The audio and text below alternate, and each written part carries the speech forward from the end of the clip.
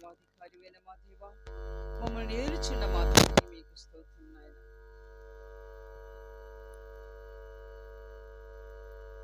మీ వాక్కులు మమ్మల్ని బలపరిచి స్థిరపరిచి మీ రాజ్యానికి సిద్ధపరచాలి. మీ హస్తములకు మమ్మల్ని సమర్పించుకొంచున్నాం. మహిమ కలిగిన తండ్రి, మహిమ కలిగిన మీ కార్యము ఒక్కొక్కరి జీవితంలో మీరు కలిగించి మీరు మహిమ పొందమని యేసు నామమున వేడుకొనుచున్నాను తండ్రి. ఆమేన్. హల్లెలూయా, హల్లెలూయా. దేవుని పరిశుద్ధ నామమునకు మహిమ కలుగును గాక. కూడి వచ్చిన మీకందరికీ వందనాలు చెల్లిస్తున్నాను. నన్ను ఆహ్వానించిన దైవ సేవకునికి, ఇక్కడ సహోదరికి ప్రభు నామమున వందనాలు చెల్లిస్తున్నాను. అందరు బాగున్నారా? హల్లెలూయా. ఉపవాసంతో ఉన్నారా? చాలా మంది బ్రదర్స్ తక్కువగా ఉన్నారు. మరి పనులు చేసుకుంటున్నారా? కడవరి దినాలు మనం ఉన్నాం. దేవుని సన్నిధికి ఎక్కువ సమయం మనం గడపాలి. ఆయన సన్నిధికి ఎక్కువ అవకాశం ఇవ్వాలి. మన పనులు ఎప్పుడు ఉంటాయి, కానీ ఆయన సన్నిధి ఎప్పుడు ఉండదు కదా. ఈ విధంగా ఉపవాస ప్రార్థనలు ఎప్పుడు ఉండవు. సంవత్సరంలో ఎప్పుడో ఒకసారి ఏర్పాటు చేయబడతాయి. కాబట్టి ఈ ప్రార్థనలో మనం అధికంగా పాల్పొందాలి. సమయాన్ని దేవునికి ఇవ్వాలి. మనం ఎంత ప్రభుకి మనం సమయం ఇస్తే దేవుడు మనల్ని అంతగా ఆశీర్వదించి మనం బలపరుస్తాడు. హల్లెలూయా. ఒక వాక్యం చదువుకుందాం. కొరింథీయులకు రాసిన 2వ పత్రిక 4వ అధ్యాయం 8వ వచనం.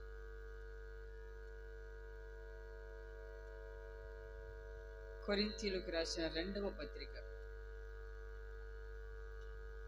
4వ అధ్యాయం 8వ వచనం. స్వరమెత్తి చదవాలి.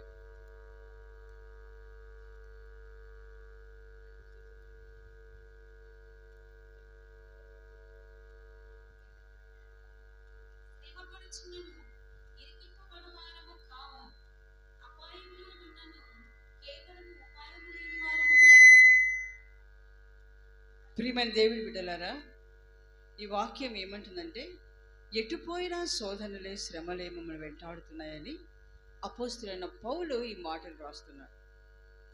ఎటుపోయినా ఎటు తిరిగినా ఏదో ఒక శోధన మమ్మల్ని వెంటాడుతూ మమ్మల్ని బాధపరుస్తుంది అంటున్నాడు. ఎవరి మాట రాస్తున్నాడంటే అపోస్తలుడైన పౌలు. ఈయన దేవుని యొక్క దర్శనములను చూసినవాడు, దైవ ప్రత్యక్షతను అపోస్తలులందరికంటే అధికంగా కలిగిన దైవజనుడు. దేవుని దర్శనాలు చూశాడు ఆయన.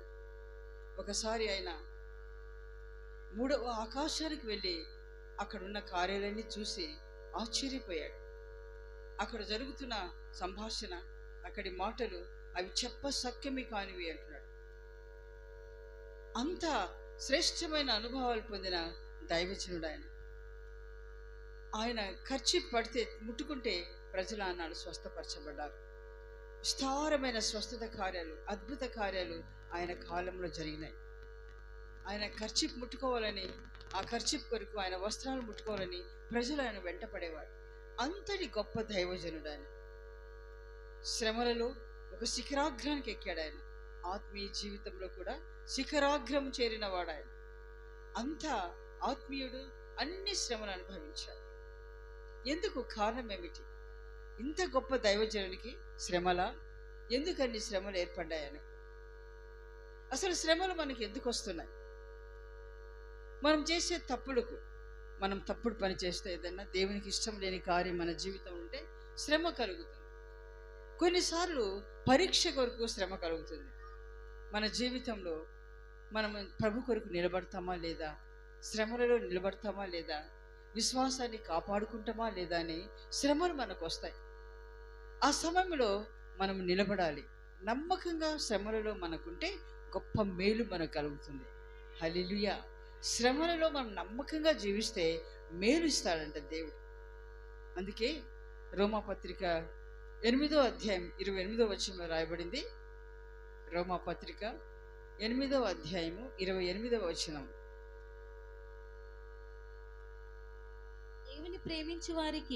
దేవుని ప్రేమించే వారికి అనగా ఆయన సంకల్పము చొప్పున పిలువబడిన వారికి మేలు కలుగుటకై, ఆయన సంకల్పము చొప్పున పిలువబడిన వారికి, ఆయన సంకల్పము చొప్పున పిలువబడిన వారికై మేలు కలుగుటకై సమస్తమును సమకూడి జరుగుతున్నాయంట. హల్లెలూయా. ఎవరైతే ఆయన చేత పిలువబడ్డారో దేవుని సన్నిధికి అనేక మంది వస్తారు. వ్యాధులు బాగు చేసుకోవాలని, సమస్యల నుంచి విడుదల పొందాలని, రకరకాల సమస్యల నుంచి, బాధల నుంచి విడుదల పొందాలని ఆయన సన్నిధికి వస్తారు. కానీ అందులో అందరూ ఆయన సంకల్పం చేత పిలువబడిన వారు కాదు. కొందరే పిలువబడిన వారు. వారికే మేలు జరుగుటకై సమస్తము సమకూడి జరుగుతాయంట. వారికే అధికమైన శ్రమలు వస్తాయి. ఎందుకు శ్రమలు వస్తాయంటే మేలు జరుగుటకు. నిజంగా మీరు దేవుని ప్రేమిస్తున్నారంటే శ్రమ తప్పకుండా వస్తుంది. ఆ శ్రమలలో నమ్మకంగా ఉండాలి. మనం కృంగిపోకూడదు, బాధపడకూడదు. అయ్యో ఎందుకు నాకు ఈ శ్రమ వచ్చిందని ప్రభు మార్గంలో నుండి తొలగిపోకూడదు.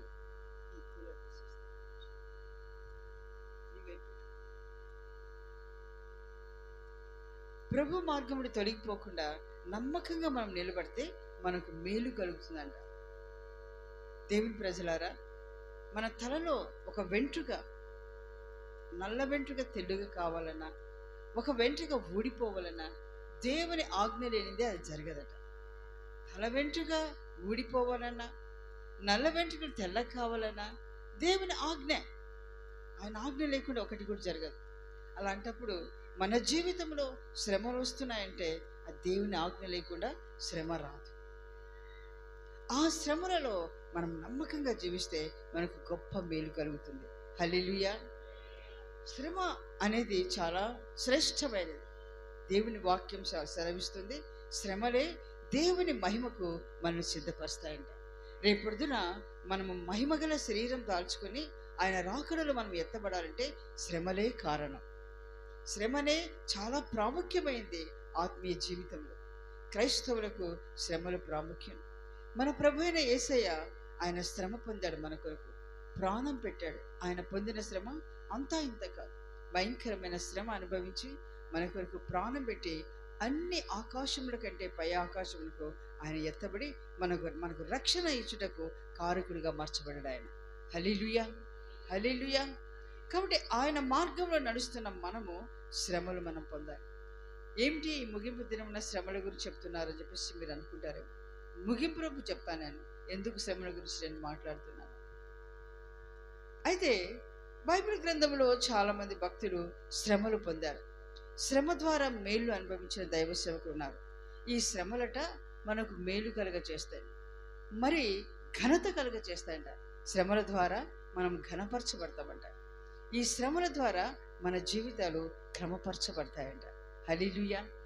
ఈ శ్రమల ద్వారా మన పేరు ప్రబలిపోతుందట, మన సంఘం విస్తరిస్తుందంట. హల్లెలూయా. పూర్వకాలంలో, ఆది అపోస్తలుల కాలంలో సంఘానికి భయంకరమైన హింస కలిగింది. యేసయ్య నామం ప్రకటిస్తుంటే నామాన్ని ప్రకటించకూడదని ఆనాడు మతోన్మాదులు, ఈనాడు మతోన్మాదులు ఇప్పుడు సంఘాలను కూల్చేస్తున్నారు. దైవ సేవకులు కొడుతున్నారు, చంపుతున్నారు, జైల్లో వేస్తున్నారు, కాపరులు కొట్టబడుతున్నారు, విశ్వాసులు చెదరిపోతున్నారు, మందిరాలు కూల్చేస్తున్నారు, కొన్ని స్థలాల్లో కాల్చేస్తున్నారు. ఇంత భయంకరమైన హింస సంఘంలో జరుగుతుంది. సంఘానికి హింస ఇప్పుడు జరుగుతుంది. ఆనాడు కూడా జరిగింది.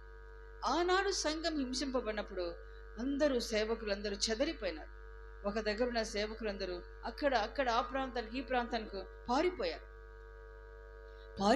కానీ వారు ప్రభు మార్గమును విడిచిపెట్టలేదు. పారిపోయిన స్థలాల్లో వారు చక్కగా ప్రభును ప్రకటిస్తున్నారు. అప్పుడు ఒక సంఘం పోయి సంఘం విస్తరించింది. అనేక ప్రాంతాలలో అనేక సంఘాలు ఏర్పడ్డాయి. హల్లెలూయా. చూసారా, ఆనాడు సంఘానికి శ్రమ వచ్చినందుకు ఏమైంది? అనేక సంఘాలు ఏర్పడినాయి. అనేక ప్రాంతాలలో ఒకే ప్రాంతంలో ఉన్నది, ఒకటే ప్రాంతంలో సేవ జరుగుతున్నది, వాక్యం విత్తబడుతున్నది. ఇక తక్కిన ప్రాంతంలో సేవ లేదు, అక్కడ వాక్యం లేదు, ప్రజలు దేవుని ఎరగని స్థితిలో ఉంటున్నారు. అలాంటప్పుడు సంఘానికి శ్రమ ఎప్పుడైతే వచ్చిందో సంఘం అంతా చెదరిపోయింది. ఎక్కడెక్కడికి చెదిరిపోయిందో ఆ ప్రాంతాలంతా కూడా సంఘాలు ప్రారంభమైనాయి. హల్లెలూయా, హల్లెలూయా. అక్కడ వాక్యం ప్రకటించి ప్రజలు దేవుని రాజ్యానికి సిద్ధపడుతున్నారు. వాక్యం లేకపోతే, ప్రకటించేవారు లేకపోతే మనం సిద్ధపరచబడలేం. మనం దేవుని రాజ్యానికి సిద్ధపరచబడలేం. మనం దేవుని వలె మారితే కానీ ఆ రాజ్యంలో చేరలేం. ఎందుకు? అది దేవుని రాజ్యం. దేవుని రాజ్యంలో మనం ప్రవేశించాలంటే దేవునిలాగా మనం మారిపోవాలి. హల్లెలూయా. దేవునిలాగా మనం మారిపోవాలంటే వాక్యమే మనల్ని సిద్ధపరుస్తుంది. వాక్యమే అలాగ మనల్ని మారుస్తుంది. ఎందుకు? యేసయ్య వాక్యముగా ఈ రూపంకి దిగివచ్చాడంట.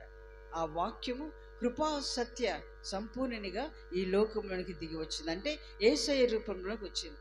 అంటే యేసయ్యే వాక్యమై ఉన్నాడు. ఇప్పుడు ఆ వాక్యం మనం విని వాక్య ప్రకారం మనం జీవిస్తే యేసయ్యలాగా మనం మారిపోతాం. హల్లెలూయా, హల్లెలూయా. కాబట్టి ఎందరైతే దేవునిలాగా మారిపోయి ఆ రాజ్యానికి సిద్ధపడాలో వారందరికీ సువార్త ప్రకటింపబడిన నిమిత్తము ఆనాడు సంఘానికి హింస ఉంచి ప్రబలింది. ఈనాడు కూడా మరి అనేక ప్రాంతాలు వీధి వీధికి చర్చిలు ఉన్నాయి.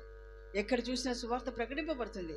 అయితే ఎంత సువార్త ప్రకటింపబడినా ఆయన రాకడలో ఎత్తబడడానికి ఎవరు ఎత్తబడతారంటే ఆ వాక్యం విని వాక్యం ద్వారా ఎదుగుచు, శ్రమలు వచ్చినప్పుడు వాక్యానికి దూరంగా ఉండక వాక్య ప్రకారంగా మన జీవితాన్ని అప్పగించుకొని నమ్మకంగా మనం జీవించినప్పుడు మనకు మేలు కలుగుతుంది.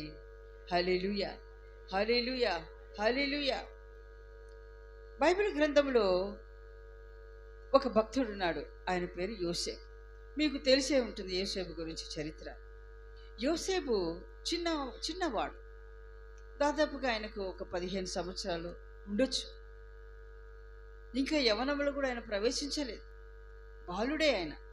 ఆ బాలుడు దేవుని యందు భయభక్తులు కలిగి ఉన్నాడు. తండ్రికి విధేయుడిగా ఉన్నాడు.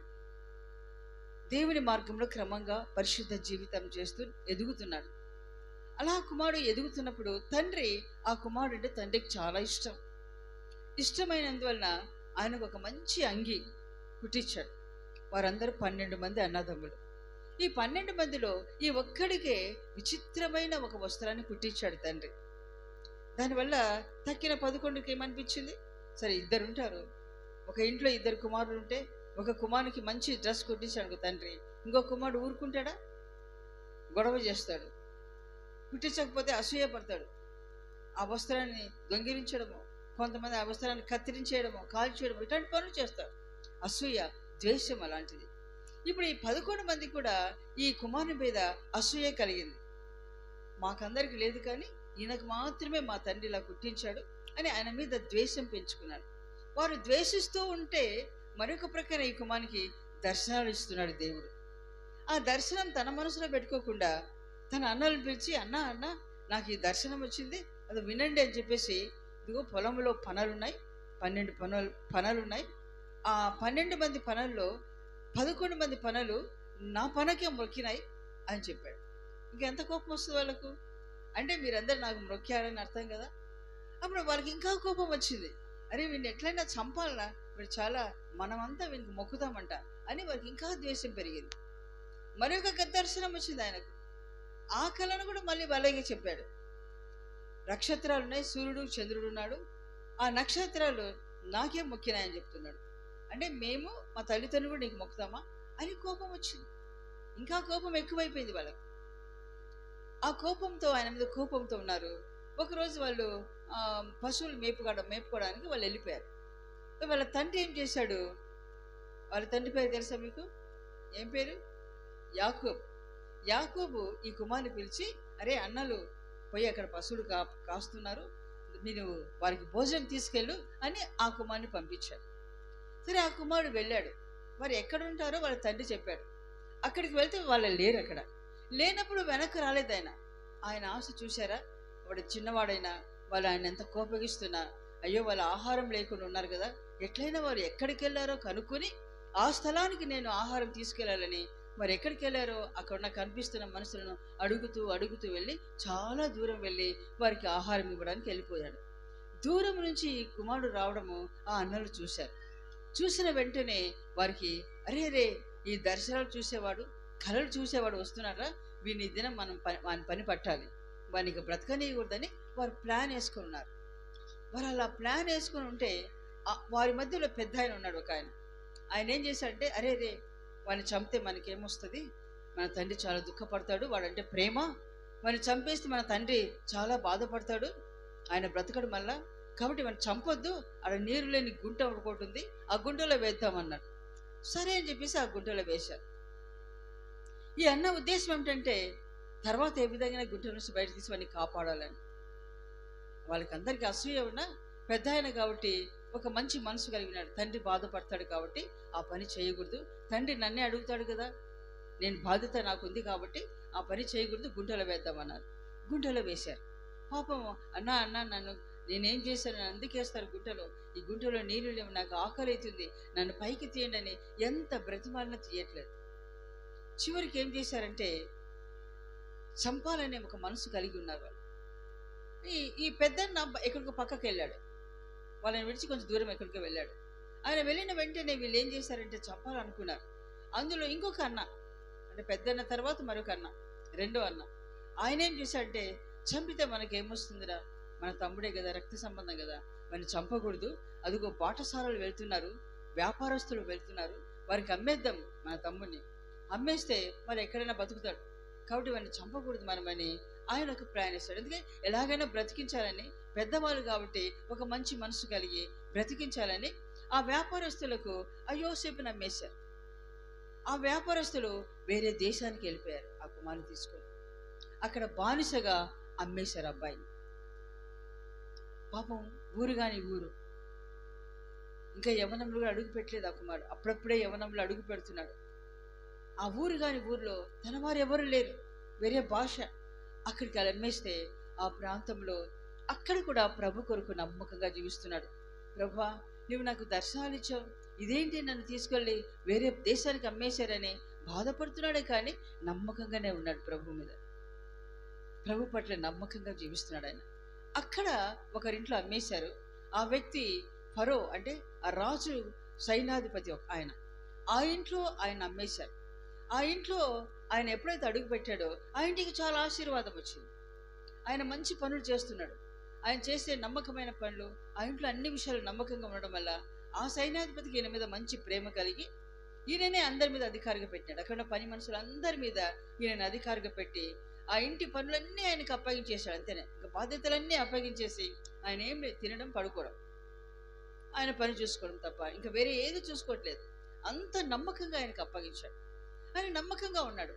అయితే ఆ సైన్యాధిపతి భార్య ఈయన మీద మనసు కలిగి ఈయనను పాడు చేయాలని ప్రయత్నం చేసింది.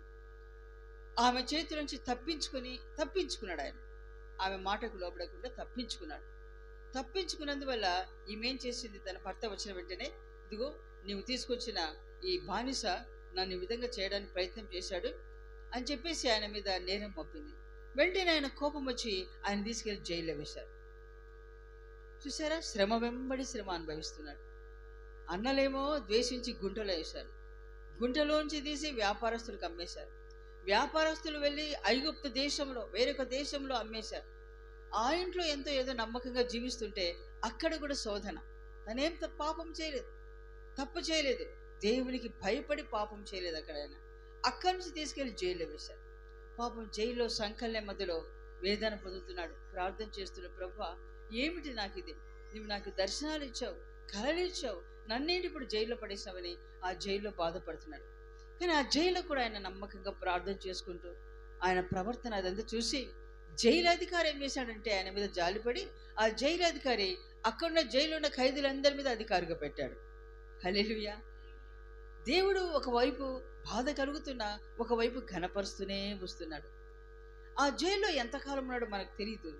కొద్ది కాలం తర్వాత ఆ జైల్లో రాజు సముఖంలో పనిచేసే ఇద్దరు సేవకులు అందులో జైల్లో వేయబడ్డారు, వారు చేసిన తప్పును బట్టి. ఆ జైల్లో ఉన్నప్పుడు వారికి కళలు వచ్చాయండి. వారికి కళలు వస్తే ఆ కళల భావం ఈయన చెప్పాడు. ఎందుకు ఈయన దేవుని యందు భయభక్తులు కలిగిన వాడు కాబట్టి మాకు ఇలాంటి కళ వచ్చిందని వారు బాధపడుతుంటే మీరు ఎందుకు బాధపడతారు, ఆ కళ భావం నేను చెప్తానని చెప్పాడు ఆయన. చెప్పినప్పుడు ఆ కళ భావం వారికి నెరవేరింది. నెరవేర్చబడినప్పుడు ఒక వ్యక్తి ఆ కల ద్వారా ఆయన ఉరిశిక్ష వేయబడ్డాడు. ఒక వ్యక్తి మరలా తన పని తానికి వచ్చింది. ఈ రాజు సమ్ముఖంలో ఆయనకు పానీయం అంటే నీళ్లు అందించేవాడుగా ఉండిపోయాడు. ఒకరోజు ఆ రాజుకు పెద్ద కల వచ్చింది. ఆ కల వచ్చినప్పుడు ఆయన కలవరపడిపోతున్నాడు. ఈ కళ ఏమిటి, దీని భావం ఏమిటని అక్కడ రాజు సమ్ముఖంలో ఉన్న వారందరిని అడిగాడు. మాంత్రికులు ఉంటారు, శాస్త్రజ్ఞులు ఉంటారు, వారందరిని పిలిచి నా కళ భావం చెప్పండి అంటే ఎవ్వరు ఆ కళ భావం చెప్పలేకపోయారు. అప్పుడు ఆ నీళ్ళందించే వ్యక్తి రాజా జైల్లో ఒక వ్యక్తి ఉన్నాడు, ఆ వ్యక్తి మనం కళ చెప్తే ఆ భావం చెప్తాడు ఆయన అని అన్నాడు. అని ఎవరు ఆ వ్యక్తిని తీసుకురండి అన్నారు. ఆ వ్యక్తిని తీసుకురావాలంటే ఆ జైల్లో ఉన్న బట్టలతో రాజు ముందుకు రాకూడదు కాబట్టి ఆ జైలు అధికారి ఏం చేశాడు, ఆయన వస్త్రాలన్నీ తీసేసి శుభ్రంగా స్నానం చేయించి కటింగ్ చేయించి మంచి వస్త్రాలు వేసి రాజు ఎదురు తీసుకొచ్చాడు. రాజు దగ్గరికి వచ్చినప్పుడు రాజు కళభావాన్ని ఆయన చెప్పాడు. ఎప్పుడైతే కళభావం చెప్పాడో రాజు ఆయన ఘనపరిచాడు. హల్లెలూయా. ఆయన చాలా ఘనపరిచి ఆయన తీసుకెళ్ళి తన స్థానంలో తన సింహాసనం మీద మరొక సింహాసనం వేసి ప్రక్కన ఆ సింహాసనం మీద కూర్చోబెట్టి నా తర్వాత ఈయననే అని ప్రకటించాడు దేశంలో. హల్లెలూయా. చూసారా ఎంత భయంకరమైన శ్రమలో ఆయన బాధపడుతుంటే, ఆ శ్రమలలో ఆయన వేదన పొందుతుంటే ఎక్కడ తీసుకెళ్ళాడు దేవుడు? సింహాసనానికి తీసుకెళ్ళాడు. జైల్లో నుంచి సింహాసనానికి వెళ్ళాడు ఆయన. ఎంత ఘనత అది! ఆ శ్రమలలో యోసేపు నమ్మకంగా జీవించాడు కాబట్టి ఘనపరచబడ్డాడు. హల్లెలూయా, హల్లెలూయా.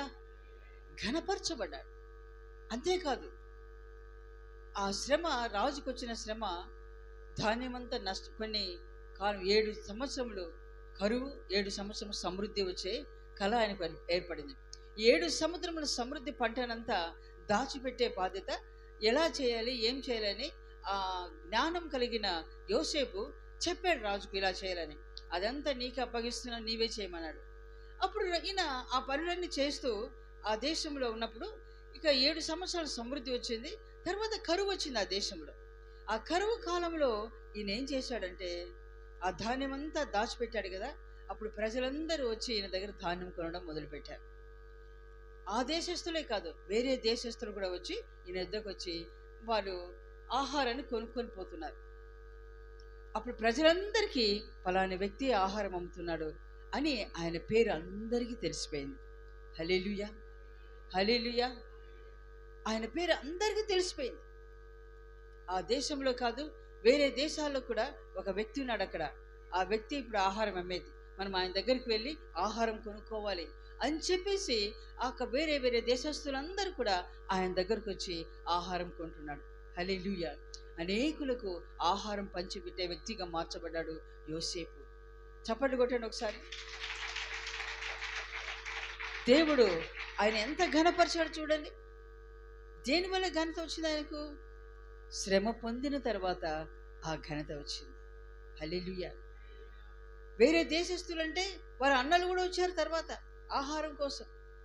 వాళ్ళు ఉన్న దేశంలో, కనాను దేశంలో ఆహారం లేదు కాబట్టి అరే మనం ఫలానా దేశంలో, ఐగుప్తు దేశంలో ఆహారం దొరుకుతుంది, అక్కడ ఒక వ్యక్తి దగ్గర పోతే ఆహారం ఇస్తాడు అని చెప్పేది అన్నలందరూ వచ్చారు అక్కడికి. 11 మంది అక్కడికి వచ్చారు. వాళ్ళు వచ్చి యోసేపును గుర్తుపట్టట్లేదు, పెద్దవాడైపోయాడు కదా, ఆయన వేషం అంతా మారిపోయింది, ఆయన రాజవస్త్రాలతో ఉన్నారు, ఆయన ఎవరో గుర్తుపట్టట్లేదు. కానీ యోసేపు తన అన్నలను గుర్తుపెట్టాడు. అన్నలను గుర్తుపెట్టి అరే ఈ అన్నలు మా అన్నలు కదా అని ఆయన లోపల సంతోషం, ఒక దుఃఖం కలిగింది. తర్వాత వాళ్ళ అన్నలు వచ్చారు, ఆహారం పుచ్చుకున్నారు. ఆ తర్వాత వాళ్ళ తండ్రి కూడా నా కొడుకు మాడు బ్రతికున్నాడని తెలుసుకొని ఆ ఐగుప్తు దేశానికి తన తండ్రి, తల్లి అందరూ వచ్చారు. అందరూ వచ్చి ఆ దేశంలో నివసిస్తూ వారు కరువు కాలం అంతా చక్కగా ఆహారం పుచ్చుకొని జీవించారు. ఆ తర్వాత యోసేపు అంటాడు, నేను శ్రమ నుండి ఉండుట మేలాయను అన్నాడు.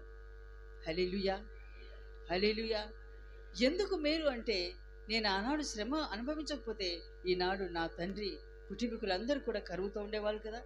నేను ఇక్కడ ఉన్నందువల్ల మా కుటుంబమే కాదు, అనేక మంది ప్రజలు, అనేక దేశాల ప్రజలు ఆహారం పుచ్చుకొని వారి ఆకలి తీర్చుకుంటున్నారు.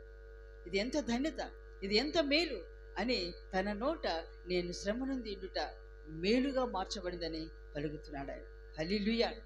కాబట్టి శ్రమ మేలు. ఎప్పుడు శ్రమలో మనం నమ్మకంగా జీవించినప్పుడు అది మనకు మేలుగా మారుతుంది, మన కుటుంబానికి మేలుగా మారుతుంది. అంత మాత్రమే కాదు, మనము శ్రమల ద్వారా ఘనపరచబడతాము, మన పేరు ప్రఖ్యాతి కాస్తుంది, విస్తరించిపోతుంది, అనేకులు మనం ఎవరో తెలుసుకుంటారు. హల్లెలూయా, హల్లెలూయా. అలాగే ఇంకొక వ్యక్తి ఉన్నాడు బైబిల్ గ్రంథంలో. ఎవరంటే దావీదు. దావీదు అందరికి తెలుసు కదా. చేతులు ఎత్తండి, దావీదు ఎవరో తెలుసు? అందరికీ తెలుసు. ఎందుకంటే వాక్యంలో ఎక్కువగా దావీదు గురించే చెప్తా ఉంటారు. దావీదు కూడా చిన్నవాడే, బాలుడే ఏం చేశాడంటే గొలియాతుని చంపాడు ఆయన. తెలుసు కదా మీకు అందరికీ. ఆ గొలియాతు 40 దినములు ఇశ్రాయేల్ ప్రజల మధ్యలో నిలబడి ఆయన వాళ్ళని భయపెడుతూ ఉన్నాడు. 40 దినాలు భయపెట్టాడు. ఇశ్రాయేల్ రాజు భయపడిపోతున్నాడు, అక్కడ సైనికులందరూ భయపడుతున్నారు. ఏం చేయాలో తెలియట్లేదు దేవుని ప్రజలకు. ఆయన నిలబడి నాతో యుద్ధం చేయండి, ఒక్కరొచ్చి యుద్ధం చేయండి చాలు, నన్ను ఓడిస్తే మీరు గెలుస్తారు, నేను నాతో యుద్ధం చేయవారిని ఓడిస్తే మేము గెలుస్తాం, ఫిలిష్తీయుల వారు అని వాళ్ళు నిలబడ్డాడు. 40 దినాలు భయపెడుతూ ఉన్నాడు, రండి నాతో యుద్ధం చేయండి అని. ఈ సైనికులు ఎవ్వరు కూడా ముందుకు వెళ్ళట్లేదు, రాజు కూడా ముందుకు వెళ్ళట్లేదు, భయపెడుతుంది. ఆయన రాక్షసుడు, ఆయన ఇంత ఎత్తుగా ఇంత లావుగా ఉండి ఇంత పెద్ద కత్తి పట్టుకుని నిలబడ్డాడు. ఆయన అన్ని వస్త్రాలు వేసుకున్నాడు. ఆ వస్త్రాలకి ఎక్కడ ఏం తగిలినా ఆయనకి దెబ్బ తగలదు. అంతటి వస్త్రాలు ధరించుకొని ఆయన భయపెడుతూ ఉంటే ఒక్క దావీదు మాత్రమే భయం లేకుండా పరిగెత్తుకుని వెళ్ళి ఒక బుల్లెట్, అదేంటి వరిసెల రాయి, ఇట్లా కాకులను పిచ్చుకలను కొడుతుంటారు కదా, రాయి పెట్టి ఆ రాయితో కొట్టాడు. ఎక్కడ కొట్టాలి సార్? కరెక్ట్ నొసట మీద. ఆయనకి ఏ వస్త్రం లేదు, శరీరం అంతా కూడా ఆయన ధరించాడు. బెస్ట్ బ్రెయిన్ అని ఏమేమో ధరించుకున్నాడు. కాబట్టి ఆయనకి దెబ్బ తగలదు, కత్తి విసిరినా తగలదు. ఒక్క నొసట మాత్రమే స్థలం ఉంది. ఆ నొసట కరెక్ట్ కొట్టాడు అంతే. ఆ ఒక్క రాయి దెబ్బతో బోర్లో పడ్డాడు ఆయన. హల్లెలూయా, హల్లెలూయా, హల్లెలూయా. అలా బోర్లో పడ్డాడు. ఆయన ఎవరు తెలుసా? గొర్రెలు కాసుకునేవాడు, సైనికుడు కాదు, ఎప్పుడు యుద్ధం చేయలేదు, గొర్రెల కాపరి. ఆయన అంటే ఎవరికి ఇష్టం ఉండదు తండ్రిలో. ఆ తండ్రి కూడా ఆయన మర్చిపోతాడు. ఆయన ఎక్కడో గొర్రెలు కాసుకుంటూ ఉంటాడు. తక్కిన కుమారులందరూ కూడా తండ్రికి ఇష్టం, ఈ కుమారుడు మాత్రం పక్కన పడేస్తాడు. అలాంటి వాడు ఇప్పుడు వచ్చి గొలియాతుని చంపాడు. ఎప్పుడైతే గొలియాతుని చంపాడో దావీదు ఎవరో ఆ దేశంలోనే కాదు పక్క దేశాలంతటా, ఓ పలాని వ్యక్తి దావీదు గొలియాతుని చంపాడు అని ఆయన పేరు మారుమ్రోగిపోయింది. హల్లెలూయా. ఆ దేశంలో స్త్రీలు దావీదుకు 10,000, సౌలుకు 1000 అని చెప్పేసి పొగిడారు దావీదుని. అంటే ఘనత, ఎంత ఘనపరచబడ్డాడు. దావీదుకు ఒక శ్రమ వచ్చింది, ఆయన శ్రమ పడ్డాడు అడవిలో. తల్లి తండ్రి అందరు కూడా ఆయన మర్చిపోయారు, అన్నలు కూడా మర్చిపోయారు, చాలా వేదన అనుభవించాడు. అయినా దేవునితోనే పాటలు పాడుతూ గడుపుతూ ఉన్నాడు. అలాంటి వ్యక్తిని నమ్మకంగా ప్రభు కొరకు జీవించాడు. ఆయన దేవుడు గొలియాతును చంపించి, అంటే ఒక రాయితో చచ్చాడు ఆయన. అంత పెద్ద మనిషి రాక్షసుడు చస్తాడు ఒక రాయి కొడితే? చావడు. ఆయన ముందు కొట్టినప్పుడు వెనకబడాలి కదా, ఆయన వెనకబడలేదు, బోర్లో పడ్డాడు. కారణం ఏమంటే వెనక నుంచి దేవుడు నెట్టి పడేశాడు ఆయన. హల్లెలూయా. దావీదు దేవుని కొరకు నమ్మకంగా జీవించినందువలన దేవుడు అలా ఘనపరిచాడు. ఆయన దావీదు కొట్టిన రాయి వల్ల చావలేదు, వెనక నుంచి దేవుడు నెట్టి ఆయన చంపేశాడు అంతే. ఆయన కింద పడడమే ఆలస్యం. దావీదు పరిగెత్తుకొని పోయి ఆయన కత్తితోనే ఆయన తలను నరికేశాడు. నరికి ఆ తలను పట్టుకొని రాజు దగ్గరికి తీసుకొచ్చాడు. హల్లెలూయా. అది దేవుడు కనపరిచాడు. ఆయనకు ఆ శక్తి లేదు, కానీ దేవుడే దేవుని పట్ల ఆయన చూపిస్తున్న భక్తి బట్టి, దేవుని కొరకు నమ్మకంగా జీవించడం బట్టి దేవుడు ఆ కార్యాలు చేశాడు, ఆయన ఘనపరిచాడు. హల్లెలూయా, హల్లెలూయా. కాబట్టి దేవుని ప్రజలారా, శ్రమలు వచ్చినప్పుడు మనము నలిగిపోకూడదు, అలసిపోకూడదు, సనుగకూడదు. నేను ఇంత నమ్మకంగా వస్తున్నాను చర్చికి, నేను ఇంత దశమ భాగం ఇస్తున్నాను, అయినా నాకెందుకు, నేను ఎన్నో కానుకలు ఇస్తున్నాను, మందిరానికి ఎంతో పరిచయం చేస్తున్నాను, నాకెందుకు ఈ శ్రమ రావాలి అని మనం సనుక్కోకూడదు. దేవుని మీద సనగకూడదు, మనల్ని శ్రమ పట్టే వారిని చూసి సనగకూడదు. మనల్ని ఎవరైతే శ్రమ పెడుతున్నారో వారిని చూసి మనం సనగకూడదు. ఎందుకంటే శ్రమ మేలు కొరకే అని మనం తలంచాలి. ఒక శ్రమ వచ్చిందంటే మనకు ఒక ప్రమోషన్ వస్తుందని అర్థం. హల్లెలూయా. శ్రమ తర్వాత ఏముంటుంది? మనకు ప్రమోషన్. ఆత్మీయ జీవితంలో ఒక ఎదుగుదల ఉంటుంది. మనకు ఉద్యోగ స్థలంలో, పనిచేసే స్థలంలో శ్రమ వచ్చిందా, దాని తర్వాత మనం ఘనపరచబడతాం. మనం విన్నాం కదా, యోసేపు శ్రమ తర్వాత ఆయనకు ప్రమోషన్. ఎక్కడికి? సింహాసనానికి ప్రమోషన్ వచ్చింది. దావీదు కూడా ఆయనకు సింహాసనం దొరికింది. శ్రమ తర్వాత ఒక శ్రమ, సింహాసనం. ఆయన ఘనపరచబడాలని ఆ రాజు, సౌలు రాజుకు కోపం వచ్చి ఆయన చంపాలని వెంటాడాడు. పాపం 40 సంవత్సరములు అడవిలో తిరుగుతూ దావీదు తప్పించుకుంటూ తిరుగుతూ శ్రమ అనుభవించాడు. ఆ తర్వాత సింహాసనంలోకి ఎక్కాడు ఆయన. హల్లెలూయా, హల్లెలూయా. కాబట్టి మన శ్రమల్లో మనం సనగకూడదు. మనల్ని శ్రమ పెట్టు వారిని చూసి మనం సనగకూడదు. నన్ను ఇలా శ్రమ పడుతున్నారా అని మనం సనగకూడదు. ఈ శ్రమ నాకు మేలు కొరికే అని మనం తలంచుకోవాలి. ఈ శ్రమ నాకు ఘనత కొరికే, ఈ శ్రమ నాకు ఒక ప్రమోషన్ ఇస్తుంది అని మనం ధైర్యంగా ఉండాలి. ఆ శ్రమలో ప్రభును స్తుతిస్తూ ఉండాలి. ప్రభుని ఇంకా అధికంగా మనం ఆరాధించాలి. ఎంత ఆరాధిస్తే అంత మేలు. శ్రమ రకరకాలుగా వస్తుంది. మనకు భార్యకు భర్త వలన శ్రమ వస్తుంది, భర్తకు భార్య వలన శ్రమ వస్తుంది, పిల్లలకు తల్లిదండ్రుల వలన, తల్లిదండ్రులకు కుమారుల వలన శ్రమ, పిల్లల వలన శ్రమ, ఇరుగు పొరుగు వారి వలన శ్రమ, తోటి సహోదరుల వలన శ్రమ. రకరకాలుగా శ్రమలు మనకు వస్తాయి. శరీర వేదన, శరీరంలో బాధ కలిగి శ్రమ ఏర్పడుతుంది. మానసికంగా వేదన, ఆర్థిక ఇబ్బందుల వలన శ్రమలు, ఇలాగ రకరకాల శ్రమలు మనల్ని ఆవరిస్తాయి. అలా ఆవరించినప్పుడు మనం కృంగిపోకూడదు, మనం ధైర్యంగా ఉండాలి. నా శరీరంలో కూడా ఒక భయంకరమైన శ్రమ, దాదాపుకు 2 సంవత్సరాలు నేను ఆ శ్రమలో బాధపడ్డాను. మధ్యలో నేను బాగుపడినప్పుడే ఈ డెడికేషన్కి వచ్చాను నేను. తర్వాత మరలా శ్రమ. ఆ శ్రమలో నేను కృంగిపోలేదు. ఒక్క ఆదివారం కూడా దేవుని సన్నిధికి దూరంగా లేను నేను.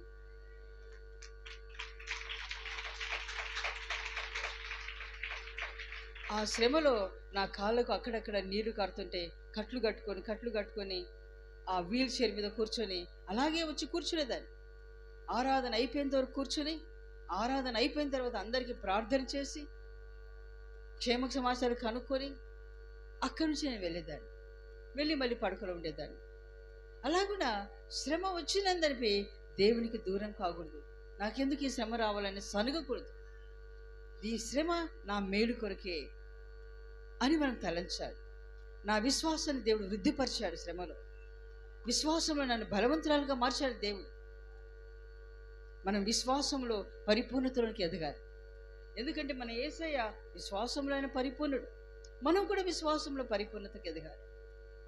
విశ్వాసంలో మనం కురింగిపోకూడదు.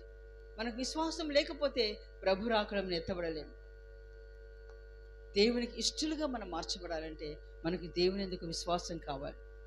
విశ్వాసంలో మనం ఎదగాలి, మనం వృద్ధిపరచబడాలి. శ్రమలలో మనం పరిపూర్ణతకు ఎదగాలి. మన యేసయ్య శ్రమలలో పరిపూర్ణుడు, ఆయన పరిశుద్ధతలో పరిపూర్ణుడు, ప్రేమలో ఆయన పరిపూర్ణుడు, విశ్వాసంలో పరిపూర్ణుడు, ప్రతి విషయంలో ఓర్పులో ఆయన పరిపూర్ణుడు, సహనంలో పరిపూర్ణుడు, క్షమించుటలో ఆయన పరిపూర్ణుడు, ప్రతి విషయంలో ఆయన పరిపూర్ణుడు. మనము కూడా ఆ పరిపూర్ణతలోకి ఎదగాలి. అలా ఎదగాలని దేవుడు మనకు శ్రమనిస్తాడు. హల్లెలూయా. ఎందుకు? మనం అలా పరిపూర్ణతకి ఎదిగితేనే అన్ని విషయాలు మనం పరిపూర్ణమైనప్పుడే ప్రభు రాకడ ఎత్తబడతాం. మనం రాకడలో ఎత్తబడాలని దేవుడు మన యందు వాంఛ కలిగి ఉండి మనకు శ్రమలకు మనల్ని అప్పగిస్తాడు. అలా అప్పగించినప్పుడు దేవుడు అనేదో పరిపూర్ణపరుస్తున్నాడు, నన్ను ఎదిగిస్తున్నాడు ఆత్మీయ జీవితంలో అని మనం గ్రహించాలి. అని గ్రహించి ఆ శ్రమలలో ప్రభు కొరకు స్థిరంగా నిలబడాలి. తొలగిపోకూడదు, దేవునికి దూరం కాకూడదు, సంఘాన్ని విడిచి వెళ్ళిపోకూడదు, లోకంలో మరలా కలవకూడదు. మనం శ్రమ మన మేలు కొరకే. శ్రమ మన మహిమకు సిద్ధపరుస్తుంది. ఈ చులకని శ్రమలు అంతకంతకు మహిమాభారాన్ని అధికం చేస్తాయంట. ఈ శ్రమలే మనల్ని పరిపూర్ణపరిచి మహిమకు సిద్ధపరుస్తాయి. హల్లెలూయా. హల్లెలూయా. శ్రమలే మనల్ని క్రమపరుస్తాయంట. శ్రమ రాకపోతే మనము క్రమహీనంగా ఉంటాం. కొన్నిసార్లు మనలో ఉన్న క్రమహీనతలను తొలగించడానికి శ్రమ మనకు వస్తుంది. బైబిల్ గ్రంథంలో ఒక కుమారుడు ఉన్నాడు, తప్పిపోయిన కుమారుడు అని ఆయనకు పేరు. ఆయన ఏం చేశాడు? స్నేహితుల మాటలు విని స్నేహితులతో జలసాగా జీవించాలని తండ్రి మాటకు లోబడకుండా నా ఆస్తి నాకు ఇచ్చేయి అన్నాడు. ఇద్దరు కుమారుడు ఆయనకు. తన ఆస్తినంతా తండ్రి దగ్గర తీసుకొని స్నేహితులతో కలిసి వెళ్ళిపోయాడు వేరే ప్రాంతానికి, దేశానికి. ఇల్లు విడిచి వెళ్ళిపోయాడు. ఇల్లు విడిచి వెళ్ళిపోయి స్నేహితులతో తినడం, తాగడం, జలసాగా జీవించాడు. ఇష్టం వచ్చినట్టు జీవించాడు. డబ్బు ఎంతకాలం ఉంటుంది? కూర్చొని తింటే కొండైనా కరిగిపోతుందంట. అట్లాగే ఆ ఆస్తి అంతా కరిగిపోయింది. ఆస్తి ఉన్నంత వరకు స్నేహితులు తనతో ఉన్నారు, హాయిగా తినడం, తాగడం, తిరగడం, అవి చూడడం, ఈ సినిమాలు ఆ సినిమాలు చూస్తూ స్త్రీలతో తిరుగుతూ జీవితాన్ని నష్టపరుచుకున్నాడు. చివరికి ఏమైంది? ఆయన దగ్గర ఒక పైసా లేకుండా అయిపోయింది. ఎప్పుడైతే ఆయన దగ్గర డబ్బులు అయిపోయాయో స్నేహితులందరూ ఆయన విడిచిపెట్టి వెళ్ళిపోయారు. ఇప్పుడు ఒంటరి వాడయ్యాడు. ఆహారం దొరకట్లేదు, ఏం చేయాలో తెలియట్లేదు. పందులు కాసే దగ్గరికి వెళ్ళి పందులు కాస్తూ ఆ పందుల పొట్టును తినడానికి ఇష్టపడ్డాడు. అది కూడా దొరకలేదు. లాస్ట్కి ఆ పందుల పొట్టు ఇవ్వలేదు ఆయనకు తినడానికి. పందుల పొట్టు కూడా దొరకలేదు. ఏం చేయాలి? భయంకరమైన ఆకలి. అప్పుడు కళ్ళు తెరుచుకున్నాడు. అయ్యో, నా తండ్రి ఇంట్లో అనేక మంది పని మనుషులు ఉన్నారు, వారు మంచి మంచి ఆహారం తింటున్నాడు, నా బ్రతికి ఇట్లా అయిపోయిందే, నేను తిరిగి వెళ్తాను. ఇంట్లో వెళ్ళి ఇంటిలో కుమారునిగా ఉండలేను నేను, ఎందుకంటే పోగొట్టుకున్నాను అర్హతను. ఇప్పుడు పని మనిషిగా ఉంటాను చాలు, నాకు ఆహారం దొరుకుతుంది, వస్త్రాలు దొరుకుతాయి, కాబట్టి నేను అక్కడికి వెళ్తానని నేను దేవుని ఎదుట, నా తండ్రి ఎదుట, పరమందున్న దేవుని ఎదుట పాపం చేశాను, నా తండ్రి ఎదుట పాపం చేశాను, కాబట్టి నేను తిరిగి వెళ్ళి క్షమాపణ కోరుకుంటానని తిరిగి వచ్చాను. అప్పుడు కానీ ఆయనకు కళ్ళు తెరవబడలేదు. తను చేసిన తప్పేమిటో తెలియలేదు. తిరిగి వచ్చినప్పుడు తన తండ్రి ప్రేమతో ఆహ్వానించి ఆయనకు వస్త్రాలు ఇచ్చి మంచి భోజనం పెట్టి తన ఇంట్లో ఉంచుకున్నాడు. ఆ తండ్రి ఎప్పుడు వస్తాడో నా కుమారుడు ఎదురు చూస్తున్నాడు. అలాగే ఆత్మీయ జీవితంలో తప్పిపోయిన వారి కొరకు దేవుడు ఎదురు చూస్తూ ఉంటాడు. చాలామంది ఆత్మీయ జీవితం తప్పిపోయి లోకంలో పడిపోయి త్రాగి తిని జీవితాన్ని నష్టపరుచుకుంటుంటారు. అలాంటి వరకు దేవుడు ఎదురు చూస్తుంటాడు, నా బిడ్డ ఎప్పుడు తిరిగి వస్తుందని. ఎప్పుడైతే మనం పశ్చాత్తాపడి తిరిగి వస్తామో వెంటనే ఆయన హక్కున చేర్చుకొని ఆయన సన్నిధిలో స్థిరపరిచి ఆశీర్వదిస్తాడు. హల్లెలూయా. ఈ కుమారుడు, తప్పిపోయిన కుమారుడు తన జీవితాన్ని నష్టపరుచుకున్నాడు, తిరిగి వచ్చి క్రమంగా జీవించడం మొదలుపెట్టాడు. కాబట్టి మన జీవితంలో కొరతలు, బలహీనతలు తొలగించడానికే దేవుడు మనకు శ్రమలను అనుమతిస్తాడు మన జీవితంలో. ఆ శ్రమ వచ్చినప్పుడు ఆ శ్రమ ద్వారా మనం ఏ కొరత కలిగి ఉన్నాం, ఏ విషయంలో మనం కొరత కలిగి ఉన్నాం, ఎక్కడ దేవునికి దుఃఖకరంగా ఉన్నాం, ఎవరిని దైవ సేవకుని ఎక్కడ మనం దుఃఖపరుస్తున్నాం, ఇరుగు పొరుగు వారిని, మన తోటి సహోదరులను మన ద్వారా ఏ విషయంలో దుఃఖపడుతున్నారు అని తెలుసుకొని మనం సరి చేసుకుంటాం. హల్లెలూయా. అలా క్రమపరచడానికే దేవుడు మనకు శ్రమలు అనుమతిస్తాడు. కాబట్టి శ్రమ వచ్చినప్పుడు మనం క్రమపరచుకోవాలి. ప్రభా, నేను ఏ విషయంలో కొరత కలిగి ఉన్నానో నాకు బయలుపరచు, ఎందుకు నాకు ఈ శ్రమ వచ్చింది, నన్ను సరిచేయి, నన్ను సరిచేయి అని ప్రభువును అప్పగించుకొని మనం అడిగినప్పుడు దేవుడు మన జీవితాన్ని క్రమపరిచి ఆయనకి ఇష్టలుగా మనల్ని మార్చుకుంటాడు. హల్లెలూయా, హల్లెలూయా. కాబట్టి మనం ఇష్టలుగా మారాలంటే మనకు శ్రమ రావాలి. ఒకరోజు ఏమైందంటే, మేము పౌరేజ్ కాలనీలో ఉన్నాం. అక్కడ మనకు స్థలం ఒక అధికారి, సింగరేణిలో పనిచేసే ఒక పెద్ద ఆయన, మీకు ఈ స్థలం నేను ఇప్పిస్తాను అని తీసుకెళ్ళి స్థలం ఇచ్చి మీరు ఇక్కడ కట్టుకోండి మందిరం అన్నాడు. సరే అని చెప్పేసి అప్పుడు మన పాస్టర్ గారు ఉన్నారు, సురేశయ్య ఉన్నాడు, అక్కడ పోయి మందిరం కడుతున్నాం. మేము కట్టాం. కట్టిన తర్వాత సింగరేణి ఎంప్లాయీస్ వాళ్ళు, పోలీసు వాళ్ళు వచ్చి 3 దినాలు కష్టపడి కట్టాం. అది 3 నిమిషాలు కూల్చిపడేశారు. చాలా దుఃఖం కలిగింది, చాలా వేదన కలిగింది. తర్వాత మరి ఒకసారి ఎమ్మెల్యే మాతంగి నర్సయ్య ఉండేవాడు, ఆయన వచ్చి మీరు అన్ని సామాన్లు తెచ్చిపెట్టుకోండి, నేను మాట్లాడతాను, మరి మీరు అక్కడ కట్టుకోండి అన్నాడు. సామాన్లన్నీ మేము కట్టుకోవడానికి కావాల్సిన మెటీరియల్ అంతా తీసుకొచ్చి ఆడ పెట్టుకున్నాం. ఆడ పెట్టుకొని కట్టుకోవడానికి రెడీగా ఉన్నాము.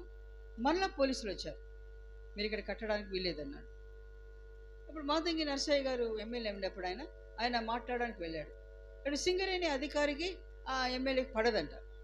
ఎమ్మెల్యేకి వాళ్ళకి అది అగెనెస్ట్గా ఉన్నాడు ఆయన. కాబట్టి ఆయన మాట వినట్లేదు. అంత లోపల ఇక్కడికి కార్లలో జీపుల్లో పోలీసులు వచ్చి మీరు వెళ్ళిపోవాల్సింది ఇక్కడి నుంచి అని చెప్పేసి అన్నారు.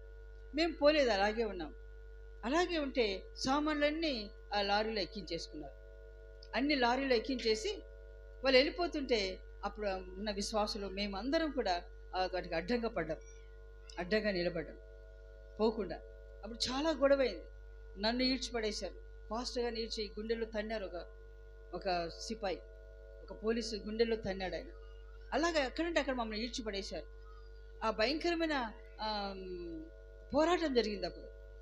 దాని తర్వాత ఏమైందంటే ఫలాని సంఘం ఉంది ఈ ఊర్లో.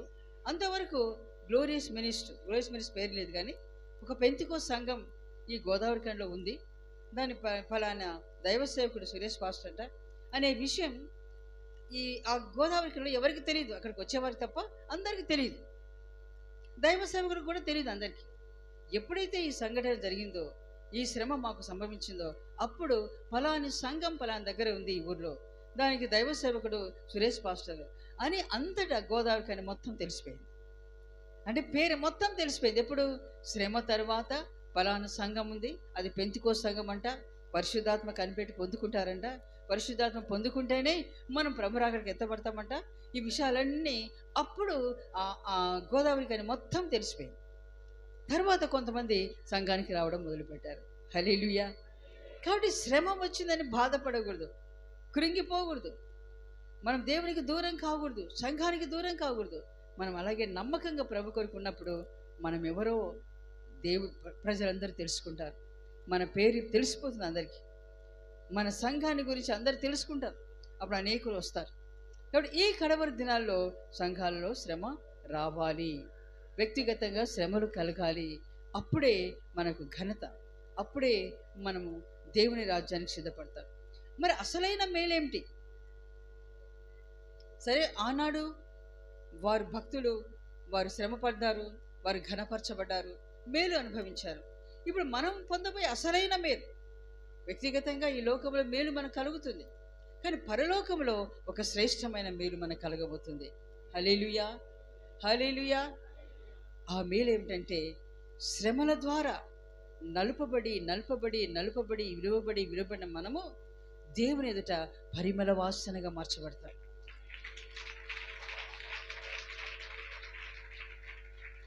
విలువబడిన వారే పరిమళించేది.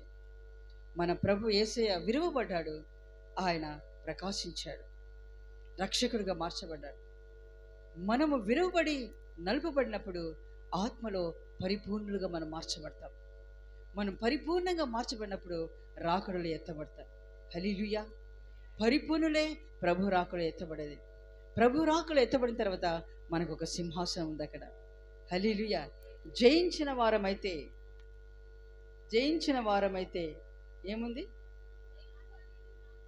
జయించిన వానికే ఆ సింహాసనం. హల్లెలూయా. కాబట్టి శ్రమలను మనం జయించాలి, శ్రమలలో కుంగిపోకూడదు. శ్రమలను మనం జయించినప్పుడు పరిపూర్ణులమై ఆ రాకడలో ఎత్తబడతాం. మనకు ఒక సింహాసనం అక్కడ ఎదురు చూస్తుంది. హల్లెలూయా. అందువలన ఈ శ్రమను అనుభవించాలి. దేవుని ప్రజలారా, ప్రస్తుత లోకంలో భయంకరమైన శ్రమలు జరుగుతున్నాయి. కొన్ని దేశాల్లో వరదలు, భూకంపాలు, పెద్ద పెద్ద బిల్డింగ్స్, ఎన్నో అంతస్తులు కట్టుకున్నారు, అవన్నీ ఇట్లా పడిపోతున్నాయి, కూలిపోతున్నాయి భూకంపం ద్వారా. అప్పుడు దాంట్లో ఉన్న వాళ్ళంతా చనిపోరా? ఎంతమంది ప్రజలు చనిపోతున్నారో తెలియట్లేదు. పేపర్ న్యూస్ కానీ టీవీ న్యూస్ కానీ అవి కరెక్ట్ కాదు. వాళ్ళు చెప్పేదానికి డబల్ చనిపోయి ఉంటారు. ఏ దేశంలో చూసినా, ఇప్పుడు ఎక్కడ చూసినా వరదలు, భూకంపాలు. మన దేశంలో కూడా వరదలు వచ్చినాయి. నిన్న ఒక న్యూస్, ఇక్కడ ఉత్తరాఖండ్ అని చెప్పేసి ఒక ప్రాంతం, ఆ ప్రాంతంలో క్లౌడ్ బర్డ్ అని చెప్పేసి వరద, అంటే మంచు కరిగి వరదలాగా వచ్చింది. ఆ ప్రాంతం అంతా చాలా చక్కని దేశం, చక్కని ప్రాంతం అది. అంటే మనం వెళ్ళి పర్యాటకులు వస్తూ ఉంటారు కదా, టూరిస్ట్ ప్రాంతం అంటారు వాటిని. అక్కడికి వెళ్ళి వాళ్ళ ఇల్లు చక్కగా కొండల మీద కట్టుకున్నారు, మంచి మంచి చెట్లు, చల్లని గాలి, చాలా మంచి ప్రాంతం అది. చాలా చక్కగా సంతోషంగా ప్రజలు జీవిస్తున్నారు. ఉన్నటువంటి సడన్గా ఆ వరద వచ్చేసింది. ఆ వరద వాళ్ళ ఇంటి మీద కమ్మేసింది. ఎంతమంది చనిపోయారో తెలియదు, ఇంకా లెక్క తెలియట్లేదంట. భయంకరమైన హింస నిన్ననో మొన్ననో జరిగింది. మొన్న జరిగింది అది మన దేశంలోనే. ఇక రాదా? మనకు భూకంపం వస్తుందని చెప్తున్నారు. గోదావరి గారికి భూకంపం అని చెప్పారు. 2 సార్లు ఆ వార్తలు వచ్చినాయి. దేవుని దయ వల్ల రాలేదు. ప్రార్థన చేస్తున్నాం, దేవుడు రాకుండా కాపాడాడు. కానీ ఎప్పుడు ఏమి సంభవిస్తుందో తెలియదు. నా రాకడికి ముందు భూకంపాలు వస్తాయని చెప్పాడు. రాజ్యం మీదకి రాజ్యం లేస్తుందని చెప్పాడు. ఇప్పుడు ఎక్కడ చూసినా దేశాల మధ్యలో గొడవలే, కొట్లాటలే, ఒకరి మీద ఒకరు బాంబులు వేసుకుంటూనే ఉన్నారు. ఇజ్రాయెల్ దేశం అయితే ఇంకా ఆగట్లేదు. సంవత్సరం అయిపోయింది, వాళ్ళతో హమాస్ వారితో యుద్ధం జరుగుతూనే ఉంది, ఇంకా ఆగట్లేదు. ఇరాన్తో యుద్ధం జరిగింది కొద్ది కాలం, మళ్ళీ ప్రారంభమవుతుందో తెలియదు. ఒక దేశం మీదకి ఒక దేశం, ఇండియా మీద పాకిస్తాన్ ఇండియా మీదకి యుద్ధం జరిగింది. ఇప్పుడు మళ్ళీ రష్యా ఉక్రెయిన్ రష్యా మీద యుద్ధాలు జరుగుతూనే ఉన్నాయి, ఆగట్లేదు. ఇలా దేశం మీదకి దేశం, రాజ్యం మీదకి రాజ్యం లేస్తుందని దేవుడు చెప్పాడు. యేసయ్య చెప్పాడా? రాజ్యం మీదకి రాజ్యం లేస్తుంది. నా రాకడికి ముందు అక్కడక్కడ భూకంపాలు కలుగుతాయి. సునామీ అంటే వరదలు, నీళ్లు, సముద్రం భూమి మీదకి వస్తుంది. సముద్రం భూమి మీదకి వచ్చేస్తుంది. సముద్రం ఒక హద్దు ఉంది, దేవుడు హద్దులో పెట్టాడు. అది హద్దులో ఉన్నంత వరకే కాపుదల మనకు. అది హద్దు దాటిందంటే ఆ ప్రాంత ప్రజలందరూ నాశనం అయిపోతారు. ఇప్పుడు సునామీ అంటే సముద్రం హద్దు దాటి బయటకు వచ్చేస్తుంది. నీళ్లు భూమి మీదకి వస్తున్నాయి, సముద్రం భూమి మీదకి వస్తుంది. తను ఉండవలసిన పరిధిలో లేదు, అది హద్దు దాటి వస్తుంది. ఎందుకు? దేవుడు ఆజ్ఞాపిస్తున్నాడు. ప్రజలలో ఉన్న పాపం అధికమైపోయింది. ఆనాడు నోవహు కాలంలో ప్రజలు పాపం చేస్తున్నారు. ఆ పాపాన్ని చూసి దేవుడు హృదయంలో నొచ్చుకున్నాడంట. అయ్యో, నేను ఈ మనుషులను ఎందుకు సృష్టించాను? ఇంత పాపమా? భయంకరమైన పాపం. అప్పుడు అవిధేయత, ఎక్కడ చూసినా పాపమే. ఒక్క కుటుంబమే కాపాడబడింది. ఆ పాపాన్ని బట్టి దేవుని ఉగ్రత అప్పుడు వర్ష రూపంగా దేవుడు కుమ్మరించాడు. 40 రాత్రింపగలు వర్షం పడి మొత్తం మునిగిపోయింది. ఒక్క కుటుంబమే దేవుని యందు భయభక్తులు కలిగిన కుటుంబం. ఆ కుటుంబం నోవహు కుటుంబం. ఆ కుటుంబం మాత్రమే కాపాడబడింది. దేవుడు ఆ కుటుంబానికి ఆజ్ఞాపించాడు, ఇదిగో నేను వర్షం కురిపించబోతున్నాను. అంతవరకు భూమి మీద వర్షం లేదు, ఎప్పుడు కూడా వర్షం ఎవరు చూడలేదు. కాబట్టి అయినా నోవహు నమ్మాడు, దేవుని మాటను విశ్వసించాడు. ఆయన దేవుడు చెప్పాడు కాబట్టి విశ్వసించి నువ్వు ఓడ కట్టుకో అన్నాడు. ఓడ కట్టాడు, కట్టి పూర్తి చేశాడు. ఆ ఓడ కట్టినంత కాలం దాదాపు 120 సంవత్సరాలు సువార్త ప్రకటించాడు. ప్రజలారా, మీ పాపం మానుకోండి, దేవునికి కోపం వచ్చింది, ఇట్లా వర్షం కుమ్మరిస్తాడంట, దేవుడు మీరు మారు మనసు పొందండి అని ఎంత చెప్పినా ఎవ్వరు ఒక్క మాట వినలేదు. నోవహుని గేలి చేశాడు. వర్షం అట, ఇంతవరకు మేము వర్షాన్ని చూడలేదు, ఇప్పుడేదో వర్షం వస్తుంది అంటున్నాడు. పిచ్చి పట్టిందేనో. కానీ ఆయన ఎగతాళి చేశారు. వాళ్ళు ఎంత ఎగతాళి చేసినా ఆయన కుటుంబీకులు, ఆయన భార్య, 3 కుమారులు, 3 కోడలు, ఈ కుటుంబం మాత్రము దేవుని మాటకు లోబడి భయపడి ఆయన మాటను విశ్వసించి ఒక ఓడను తయారు చేసుకున్నారు. దేవుడు సమయం వచ్చింది, మీరు ఓడలో ఎక్కండి అన్నాడు. వారంతా ఓడలోకి ఎక్కిపోయారు. ఓడలోకి వెళ్ళిపోయిన తర్వాత దేవుడే ఆ ఓడకు తాళం వేశాడు. బయట ఎప్పుడైతే తాళం వేశాడో వెంటనే వర్షం ప్రారంభమైంది. ఆకాశపు తూములు తెరవబడ్డాయంట. భయంకరమైన వర్షం, విరామము లేకుండా రాత్రింపగలు 40 రాత్రింపగలు వర్షం కురిసింది. 40 రాత్రింపగలు వర్షం. ఒక 2 గంటలు వర్షం విరామం లేకుండా కురిస్తే ఏమవుతుంది? రోడ్లన్నీ కూడా నీటిమయమైపోతాయి, నీళ్లు వరదలాగా పారుతూనే ఉంటుంది. 40 రాత్రింపగలు వర్షం కురిస్తే ఎలా ఉంటుంది? మొత్తం చెట్లు మునిగిపోయినాయి, బిల్డింగులు మునిగిపోయినాయి. ప్రజలు వచ్చి వర్షం ప్రారంభమైన వెంటనే ప్రజలకు భయమైంది. అరే, నోవహు చెప్పింది నిజమే, మన మాట వినలేదు, వర్షం ప్రారంభమైంది, ఇప్పుడు ఏం చేయాలి? నోవహు తలుపు తెరు, మేము కూడా లోపలికి వస్తామని తలుపు కొడుతున్నారు. అప్పుడు నోవహు లోపలికి అన్నాడు, నేను చెప్పినప్పుడు మీరు వినలేదు కదా, ఇప్పుడు తాళం చెవి నా దగ్గర లేదు, దేవుని దగ్గర ఉంది, నేనేం చేయలేనన్నాడు. సమయం ఉండగానే వాక్యం మీ ఎద్దకు వచ్చిన వెంటనే మీరు వాక్యం చేత సరి చేసుకోవాలి. వాక్యానికి విధేయురై లోబడి జీవించాలి. జీవితాలు వాక్యం చేత మనం కట్టుకోవాలి. ఆ కుటుంబం కట్టుబడింది, వారు కాపాడబడ్డారు. ఈ దినమున మనం దేవుని వాక్యం చేత మన జీవితాలు కట్టుకుంటే వాక్యానికి లోబడి జీవిస్తే, అది ఎంత శ్రమైనా ఎంత వేదనైనా ప్రభుకు అప్పగించుకుని మనం జీవిస్తే మనం కట్టబడతాము. రేపటి దినం రాబోయే శ్రమ నుండి మనం తప్పింపబడతాం. హల్లెలూయా. ఆనాడు ప్రజలు లోబడలేదు, అందరూ నాశనం అయిపోయారు. ఒక్కరు కూడా బ్రతకలేరు, ఒక్క కుటుంబమే కాపాడబడింది. ఇంతమందే బతుకుతారా? ఇంతమంది నాశనం అవుతారా? కొంతమంది అంటారు, మీరే దేవుని రాజ్యానికి వెళ్తారా? మేము వెళ్ళము అంటారు. నిజమే, ఎవరు భయభక్తులు కలిగి ఆయన మార్గంలో నమ్మకంగా జీవిస్తారో వారు మాత్రమే రాకలు ఎత్తబడతారు. అందరూ పోలేరు. మాకు యేసు ప్రభు తెలుసు, ఒక చర్చికి వచ్చిపోయినంత మాత్రాన మనం ఎత్తబడం. అన్ని విషయాలలో మనం పరిపూర్ణతలోనికి ఎదగాలి. మనం నలగగొట్టబడాలి, వాక్కు చేత కొట్టబడాలి, పలు రకమైన శ్రమల చేత కొట్టబడాలి. మనము నలిగి నలిగి నలిగి పరిమళ వాసనగా మార్చబడాలి. పరిపూర్ణతలోకి మనం ఎదగాలి. అప్పుడే రాకడలు మనం ఎత్తబడతాం. దేవుని ప్రజలారా, రాకడ బహు సమీపంగా ఉంది. ప్రభు రావడానికి సిద్ధంగా ఉన్నాడు. ఆయన చెప్పిన సూచనలన్నీ లోకంలో నెరవేరుతూనే ఉన్నాయి. ఈ తరములోనే, ఇదే చివరి తరమేమో, ఇక ప్రభు వస్తాడు. అన్నీ నెరవేరుతున్నాయి. అక్కడ ఇజ్రాయెల్ దేశంలో కూడా వారు మందిరం కట్టడానికి సిద్ధంగా ఉన్నారు. మందిరం కట్టడం ప్రారంభించక మునిపే ప్రభువులు వచ్చి సంఘాన్ని తీసుకెళ్తాడు. ఎవరు పరిపూర్ణులైనారో వారిని తీసుకెళ్తాడు ఆయన. పరిపూర్ణలోకి ఎదగకుండా అశ్రద్ధగా దేవుని సన్నిధిలో, ఆత్మీయ జీవితంలో ఎవరైతే నిర్లక్ష్యంగా అశ్రద్ధగా జీవిస్తారో వారు విడువబడతారు. పరిపూర్ణులైన వారు మాత్రమే వారు ఎత్తబడతారు. ప్రభు వచ్చి సంఘాన్ని తీసుకుని పోయిన వెంటనే ఈ భూమి మీద భయంకరమైన శ్రమ ప్రారంభమవుతుంది. ఇంతవరకు ఎప్పుడు లేని శ్రమ. ఇప్పుడు జరుగుతున్న శ్రమలు కాదు, రాబోయే శ్రమ భయంకరమైనది. ఆ శ్రమలో ఈ దేశాన్ని, ఈ ప్రాంతాన్ని, లోకాన్ని పరిపాలించేది క్రీస్తు విరోధి. ఆ క్రీస్తు విరోధి ఏమంటాడంటే ముద్ర ఇస్తాడు. 666 ముద్ర మీరు వేసుకోమంటాడు. ఆ ముద్ర మేము వేసుకుంటే వాని ప్రజలమైపోతాం మనం. ఆ ముద్ర ఎవరు వేసుకుంటారో వారు క్రీస్తు విరోధి ప్రజలు. ఆ క్రీస్తు విరోధి ముద్ర వేసుకున్న వాళ్ళందరూ కూడా నరకమే. ఆ ముద్ర వేసుకోకపోతే వాడు మనకు ఆహారం ఇయ్యడు. మనకు రేషన్ షాప్ పోతే రేషన్ కార్డు ఉంటేనే కదా రేషన్ ఇస్తారు. ఇప్పుడు రేషన్ కార్డు ఉండాలి. అప్పుడు కార్డు కాదు, మన నొసట కానీ మన చేతి మీద కానీ 666 ముద్ర కనబడాలి. ఆ ముద్ర చూస్తే అదే రేషన్ కార్డు వానికి. ఆ ముద్ర చూసినప్పుడే ఆ షాపులో మీరు ఏం కొంటారో కొనుక్కోవాలి. ఆ ముద్ర లేకపోతే వారికి రేషన్ ఉండదు, ఏమి ఇవ్వరు. ఇప్పుడు రేషన్ కార్డు రేషన్ షాపులో మాత్రమే, తగిన షాపులో మనం కొనవచ్చు. రేషన్ కార్డు లేకపోయినా వేరే వేరే షాపులో వెళ్ళి అన్నీ కొనుక్కోవచ్చు. అప్పుడు అలా ఉండదు. ఆ ముద్ర ఉంటేనే మీకు, ఏ షాపుకి వెళ్ళినా ముద్ర ఉంటేనే మీరు కొనడానికి, లేకపోతే మీకు ఇవ్వరు. ఆయన వెళ్ళిపోయి తరుగుతారు. అంతేకాదు, ఆ ముద్ర లేని వారిని పట్టుకొని వస్తాడు క్రీస్తు విరోధి.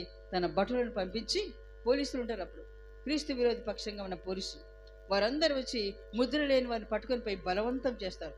ముద్ర వేసుకుంటావా లేదా అని. అప్పుడు ఇప్పుడు మనం వాక్యం వింటున్నాం కదా, అయ్యో ముద్ర వేసుకుంటే మనం నరకానికి వెళ్తాము. విడవబడిన వాళ్ళు, వాక్యం విన్న వాళ్ళు ఉంటారు కదా, సంఘంలో అందరూ ఎత్తపడ్డారు. కొంత ఆత్మీయ జీవితంలో నిర్లక్ష్యంగా జీవించిన వాళ్ళు విడవబడతారు. అప్పుడు వారికి అయ్యో, అప్పుడు వాక్యం చెప్పారు కదా ముద్ర వేసుకుంటే నరకానికి పోతారని, ఇప్పుడు క్రీస్తు విరోధి పరిపాలిస్తాడని మేము రాకడలో ఎత్తబడలేదు, ఇప్పుడు కూడా మనం ఇంకా అలాగే ముద్ర వేసుకుంటే మన పని ఇంక నరకమే, మనం ఇంతగా ప్రభుని నమ్ముకొని వ్యర్థమైపోతుందే అని భయపడిన వారు ముద్ర వేసుకోరు. వారు బాధ అనుభవిస్తారు. నీళ్ళు ఉండవు, వాళ్ళకు ఆహారం ఉండదు, అయినా పర్లేదు భరిస్తారు. కొన్నిసార్లు వారు తీసుకెళ్ళి చిత్రహింస చేస్తాడు. చెయ్యి నరుకుతాడు, ఒకసారి చెవి కోసేస్తాడు. ఒకేసారి చంపడు, రకరకాలుగా హింసిస్తూనే ఉంటాడు. చనిపోరు వాళ్ళు, హింసిస్తూనే ఉంటారు, హింసింపబడుతూనే ఉంటారు. ఆ వేదన భరించలేక ముద్ర వేసుకుంటారు.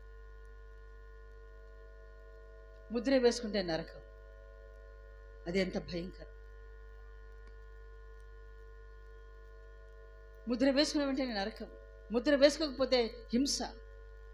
ఇప్పుడే మనకు కొన్ని శ్రమలు వచ్చి మనం బాధ పెడుతున్నప్పుడు భరించలేం.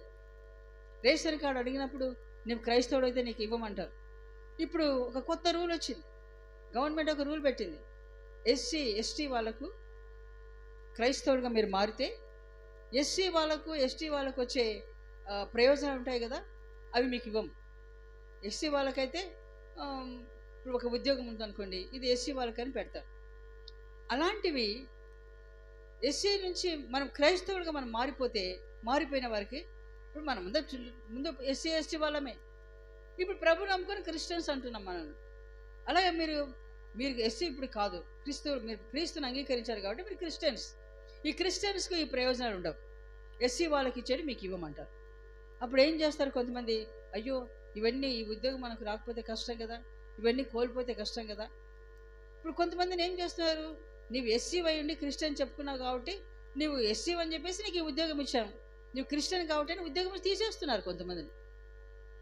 నువ్వు ఎస్సీవి కాబట్టి నీకు ఈ ఉద్యోగం, క్రిస్టియన్ కాబట్టి నీకు ఉద్యోగం లేదు అని తీసేస్తున్నారు ఉద్యోగం నుంచి. ఇలా జరుగుతున్నాయి లోకంలో ప్రస్తుతం, ఆయా ప్రాంతాల్లో జరుగుతున్నాయి. అప్పుడు ఏం చేస్తారు, లేదు నేను క్రిస్టియన్గా ఉండను, నేను ఎస్సీగానే ఉంటాను అని చెప్పేసి ప్రభువుని విడిచిపెట్టి ఒక్క ఉద్యోగం కోసం, ఆ ప్రయోజనాల కోసం ప్రభువుని విడిచిపెట్టిపోయే వాళ్ళు ఎంతోమంది, ఇప్పటికే ఎంతోమంది విడిచిపెట్టారు. ఎందుకు, అయ్యో మనం ప్రభువుని నమ్ముకుంటే ఈ ప్రయోజనాలు కోల్పోతాం కదా, ఇవన్నీ మనకు రావు కదా అని చెప్పేసి విడిచిపెట్టిన వాళ్ళు చాలామంది ఉన్నారు. దేవుని ప్రజలారా, శ్రమ మనకు సంభవిస్తుంది. శ్రమ సంభవించినప్పుడు ప్రభువుని విడిచిపెట్టి మీరు పోకూడదు. ఈ శ్రమలో, ఈ చిన్న శ్రమనే మనం అనుభవించలేకుండా మనం ప్రభువుని విడిచి దూరం అయితే రేపటి దిన భయంకరమైన శ్రమకు గురవుతాం. ఆ శ్రమ నుంచి మనల్ని ఎవరు తప్పించలేరు, అప్పుడు ఎవరు తప్పించలేరు. ఆ శ్రమను తట్టుకోలేక ముద్ర వేసుకుంటే నిత్య నరకం. ఆ నరకాగ్ని నుంచి తప్పించుకోవాలనే మనం ప్రభు నమ్ముకొని ఆ మార్గంలో నడుస్తున్నాం. ఈ మార్గంలో నడుస్తున్న మనకు వచ్చే ఈ శ్రమలను బట్టి మనం ప్రభుకు దూరం కాకుండా ప్రభువులోనే స్థిరముగా నిలబడదాం. మనం ప్రభులో ఉండి మన జీవితాన్ని క్రమపరుచుకుంటూ సరిచేసుకుంటూ పరిపూర్ణులుగా మనం మార్చబడదాం. అప్పుడు ప్రభు రాకులు ఎత్తబడతారు. ఎవరైతే ప్రభు రాకులు ఎత్తబడతారో వారికి ఈ శ్రమ లేదు, ఈ లోకంలో శ్రమ లేదు. 7 సంవత్సరాలు శ్రమ ఈ లోకంలో. క్రీస్తు విరోధి పరిపాలన చేస్తూ బిడ్డలను హింసిస్తాడు. దేవుని బిడ్డలను నమ్మని వారిని భయంకరంగా హింసిస్తాడు. అప్పుడు దేవుని బిడ్డలను చెప్పుకోలేరు, ఆ శ్రమ తట్టుకోలేక ముద్ర వేసుకుంటారు, నరకానికి వెళ్ళిపోతారు. పిల్లలు ఉంటారు, తల్లిదండ్రులు ఉంటారు, పిల్లలు ఉంటారు. పిల్లలు ఆకలితో ఉంటే తల్లిదండ్రులు భరించలేరు, పిల్లల కోసం ముద్ర వేసుకుంటారు. పిల్లలకి భోజనం పెట్టాలి కదా.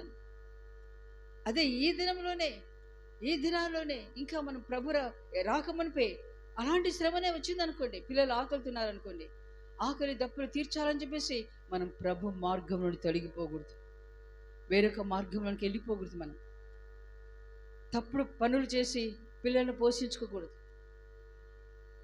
ఏదో విధంగా సంపాదిద్దామని చెప్పేసి మోసం చేసి అన్యాయం చేసి సంపాదనలో మనం జొరబడకూడదు. అలాంటి పనులు మనం చేయకూడదు. కష్టపడి పని చేసుకొని మన పిల్లల్ని పోషించుకోవాలి, కుటుంబాన్ని పోషించుకోవాలి. శ్రమల మధ్యలో ప్రభు కొరకు నిలబడాలి, ఆకలి దప్పులను భరించాలి. అలా నిలబడి ఆ శ్రమలలో మనం నిలబడినప్పుడు రేపటి దినమున ప్రభు రాకలు ఎత్తబడతాము. ఈ లోకంలో సంభవించబోయే ఆ భయంకరమైన శ్రమ నుండి మనం తప్పింపబడి దేవుని సన్నిధిలో సంతోషంగా మనం ఉంటాం. హల్లెలూయా, హల్లెలూయా. కాబట్టి శ్రమలు అనుభవిస్తే ప్రభు రాకలో మనం ఎత్తబడతాం. మనకు మేలు, అది శ్రేష్టమైన మేలు. ఆ మేలు కొరకే, ఆ ఘనత కొరకే మనం ఈ దినమున శ్రమలకు మన జీవితాన్ని అప్పగించుకోవాలి. శ్రమలు వస్తాయి. ఇప్పటికే ఛత్తీస్గఢ్ అనే ప్రాంతంలో భయంకరమైన శ్రమ, ఆ నార్త్ అంటే ఉత్తర ప్రాంతంలో, ఈ మన దేశంలోనే ఉత్తర ప్రాంతంలో, ఆంధ్ర ప్రాంతంలో కూడా, తెలంగాణ ప్రాంతంలో కూడా అక్కడక్కడ హింస జరుగుతూనే ఉంది. కొడుతున్నారు, జైలు వేస్తున్నారు, చంపుతున్నారు. చంపినా పర్వాలేదు, మేము యేసు కొరకే నిలబడతామని నిలబడ్డవారు ఉన్నారు. చంపబడడానికి తమను అప్పగించుకునే వారు ఉన్నారు. వారు చంపబడ్డారు. ఎంతసేపు? చంపిన వెంటనే ఎక్కడ ఉంటాము? యేసయ్య సన్నిధిలో ఉంటాము. హల్లెలూయా, హల్లెలూయా. చావుని గురించి మనం భయపడకూడదు. ఎందుకంటే ఇక్కడ చంపబడ్డాం అనుకోండి, ప్రభు కొరకు ఎవరైతే చంపబడతారో వెంటనే అక్కడ ప్రభు సన్నిధిలో సంతోషంగా ఉంటాం. అక్కడ ఆకలి లేదు, దప్పిక లేదు, అక్కడ వేదన లేదు, దుఃఖము, రోగము ఏవి ఉండవు, గొడవలు లేవు, ఏమి లేవు. సంతోషం, సమాధానం. అక్కడ ఎల్లప్పుడూ ప్రభుని స్తుతిస్తూ ఆరాధిస్తూ మనం సంతోషంగా జీవిస్తాం. ఆ జీవితం మనకు కావాలి. హల్లెలూయా. ఈ జీవితం అశాశ్వతమైంది, ఇది కొద్ది కాలమే. అది శాశ్వతమైన జీవితం, యుగ యుగములు జీవించే జీవితం. ఇది కొద్ది కాలమే, ఇది 10 దినములే. అక్కడ యుగ యుగాలు మనం జీవిస్తాం. ఇక్కడ మా అంటే 90 సంవత్సరాలు, 100 సంవత్సరాలు బతుకుతున్నారు కొంతమంది. బతుకొచ్చు. వాక్యం ఏముంటుందంటే 70 సంవత్సరము, అధిక బలం ఉన్న 80 సంవత్సరాలు అంటున్నారు. ఇక కొంతమంది 100 సంవత్సరాలు బతుకుతున్నారు. దాదాపు మా అమ్మ చనిపోయింది. మా అమ్మకు దాదాపుగా 100 సంవత్సరాలు ఉంటాయి. ఆమె ఏ కాయలో పడలేదు, అంటే బలహీనమై చనిపోయింది అంతేనే. అలాగే ఉండేవాళ్ళు ఉంటారు. అంటే ఎంతైనా అంతనే, అంతకంటే ఎక్కువ బతకలేము మనం. కానీ అక్కడ శాశ్వతం, యుగ యుగాలు మనం అక్కడ జీవిస్తాం. హల్లెలూయా. యుగ యుగాలు మనము ఆరోగ్యంగా సంతోషంగా జీవించడం ముఖ్యమా? ఈ 10 దినము, ఈ 70 సంవత్సరాలు 80 సంవత్సరాలు సంతోషంగా జీవించడం ముఖ్యమా? ఏది మనకు కావాలి చెప్పండి? యుగ యుగాలు సంతోషంగా మనం జీవించడం ముఖ్యం. ఇది కొద్ది కాలమే. క్షణంలో ఏమైతామో తెలియదు. ఒక భూకంపం వస్తే ఏమైపోతుంది? మొత్తం ఎక్కడొక్కడ చీలిపోతాయి, వెళ్ళిపోతాం, మనం చనిపోతాం. వరదలు వస్తే కొట్టుకొని పోతున్నారు. ఎంతమంది కొట్టుకొని పోతున్నారో, ఎంతమంది అనాథులుగా మిగులుతున్నారో తెలియట్లేదు. మన దేశంలోనే ఎంతమంది వరదలు కొట్టుకొని పోయి తండ్రి లేక కొంతమంది, తల్లి లేక కొంతమంది, పిల్లలు ఒంటరిగా ఒక్క పిల్లలు, ఆ చిన్న పిల్లలు బతుకుతున్నారు. కొన్ని స్థలాల్లో చిన్న పిల్లలు బతుకుతున్నారు. తల్లిదండ్రులు కుటుంబం అంతా నాశనం అయిపోతుంది. ఇలాగ అనాథలు అయిపోయి జీవిస్తున్నారు. ఎంత భయంకరమైన శ్రమ ప్రారంభమైంది. ఈ శ్రమకే మనం కలవరపడిపోతున్నాం. రేపు రాబోయే శ్రమ భయంకరమైంది. ఆ శ్రమను మనం తప్పించుకొని ప్రభు రాకులు ఎత్తబడాలంటే ఇప్పుడు మనకు వచ్చే శ్రమలలో మనం తొట్టిల్లకుండా ప్రభు కొరకు స్థిరముగా ఉండి జీవించాలి. హల్లెలూయా, హల్లెలూయా. అలాగూ మనం జీవిస్తే రాకడలో మనం ఎత్తబడతాం. అక్కడ యుగయుగాలు ప్రభుతో సంతోషంగా మనం జీవిస్తాం. అటు జీవితం, ఆ ఆనందకరమైన జీవితానికి ప్రభు మనందరినీ సిద్ధపరచునుగాక. అందరూ మోకరించండి. హల్లెలూయా, హల్లెలూయా. ఒకసారి ప్రార్థన చేసుకోండి. మీకు ఇప్పటికే ఎన్నో శ్రమలు వచ్చింటాయి. తొట్టిల్లిపోయారా? సరిగారా? దుఃఖపడ్డారా? నాకెందుకు ఈ శ్రమ అనుకున్నారా? ఒకసారి ఆలోచించండి. అలాగో నాకెందుకు ఈ శ్రమ అని సనిగి ఉంటే పశ్చాత్తాపడండి. శ్రమలలో నన్ను స్థిరపరచు ప్రభా. శ్రమ వచ్చినప్పుడు నేను తొట్టిల్లిపోకూడదయ్యా, నేను సనగకూడదయ్యా. నేను శ్రమ వచ్చినప్పుడు నేను మీకు దూరం కాకూడదు ప్రభా. శ్రమలలో నా జీవితం పరిపూర్ణపరచినట్లుగా అప్పగించుకుంటానయ్యా. ఒక్కసారి ప్రభుకు అప్పగించుకొని ప్రార్థన చేసుకుందాం, ధ్యానిద్దాం. విన్న వాక్యం ప్రకారంగా ధ్యానిద్దాం. మనం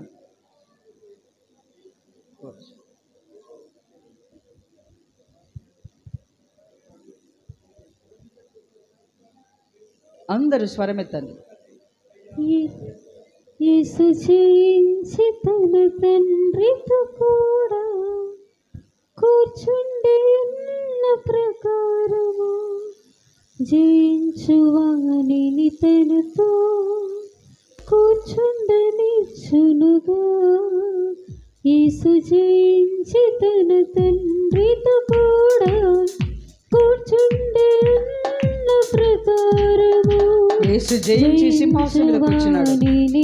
మనం జయిస్తే మనం కూడా సింహాసనానికి ఎత్తబడతాము.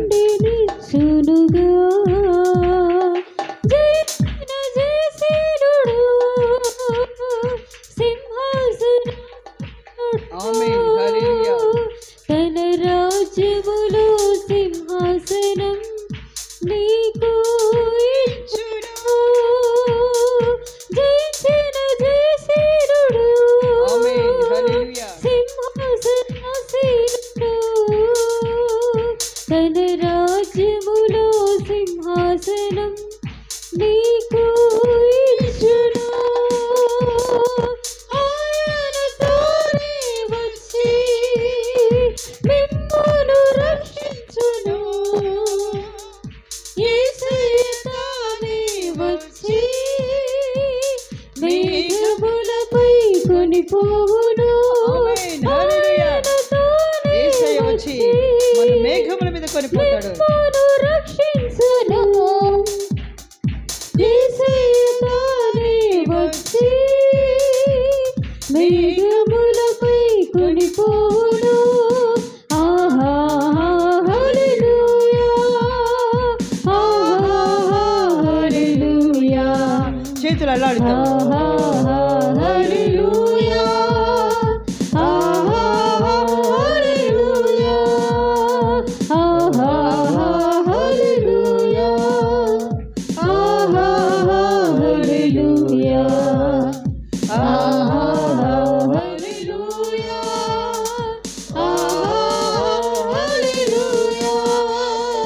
కడవరి రక్షణ కొరకై ఎదురు చూచు సంగమా నడుమును కట్టుకొని ఆ కృపకై సిద్ధపడు. కడవరి రక్షణ కొరకై ఎదురు చూచు సంగమా నడుమును కట్టుకొని ఆ కృపకై సిద్ధపడు. ఆయనతోనే వచ్చి రక్షించును.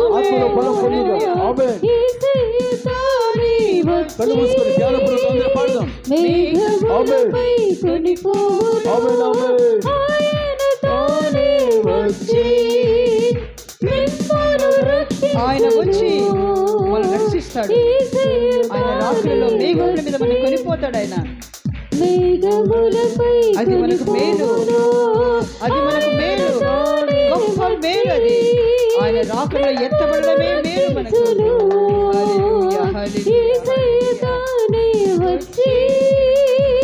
మేఘములపై కొనిపోవును.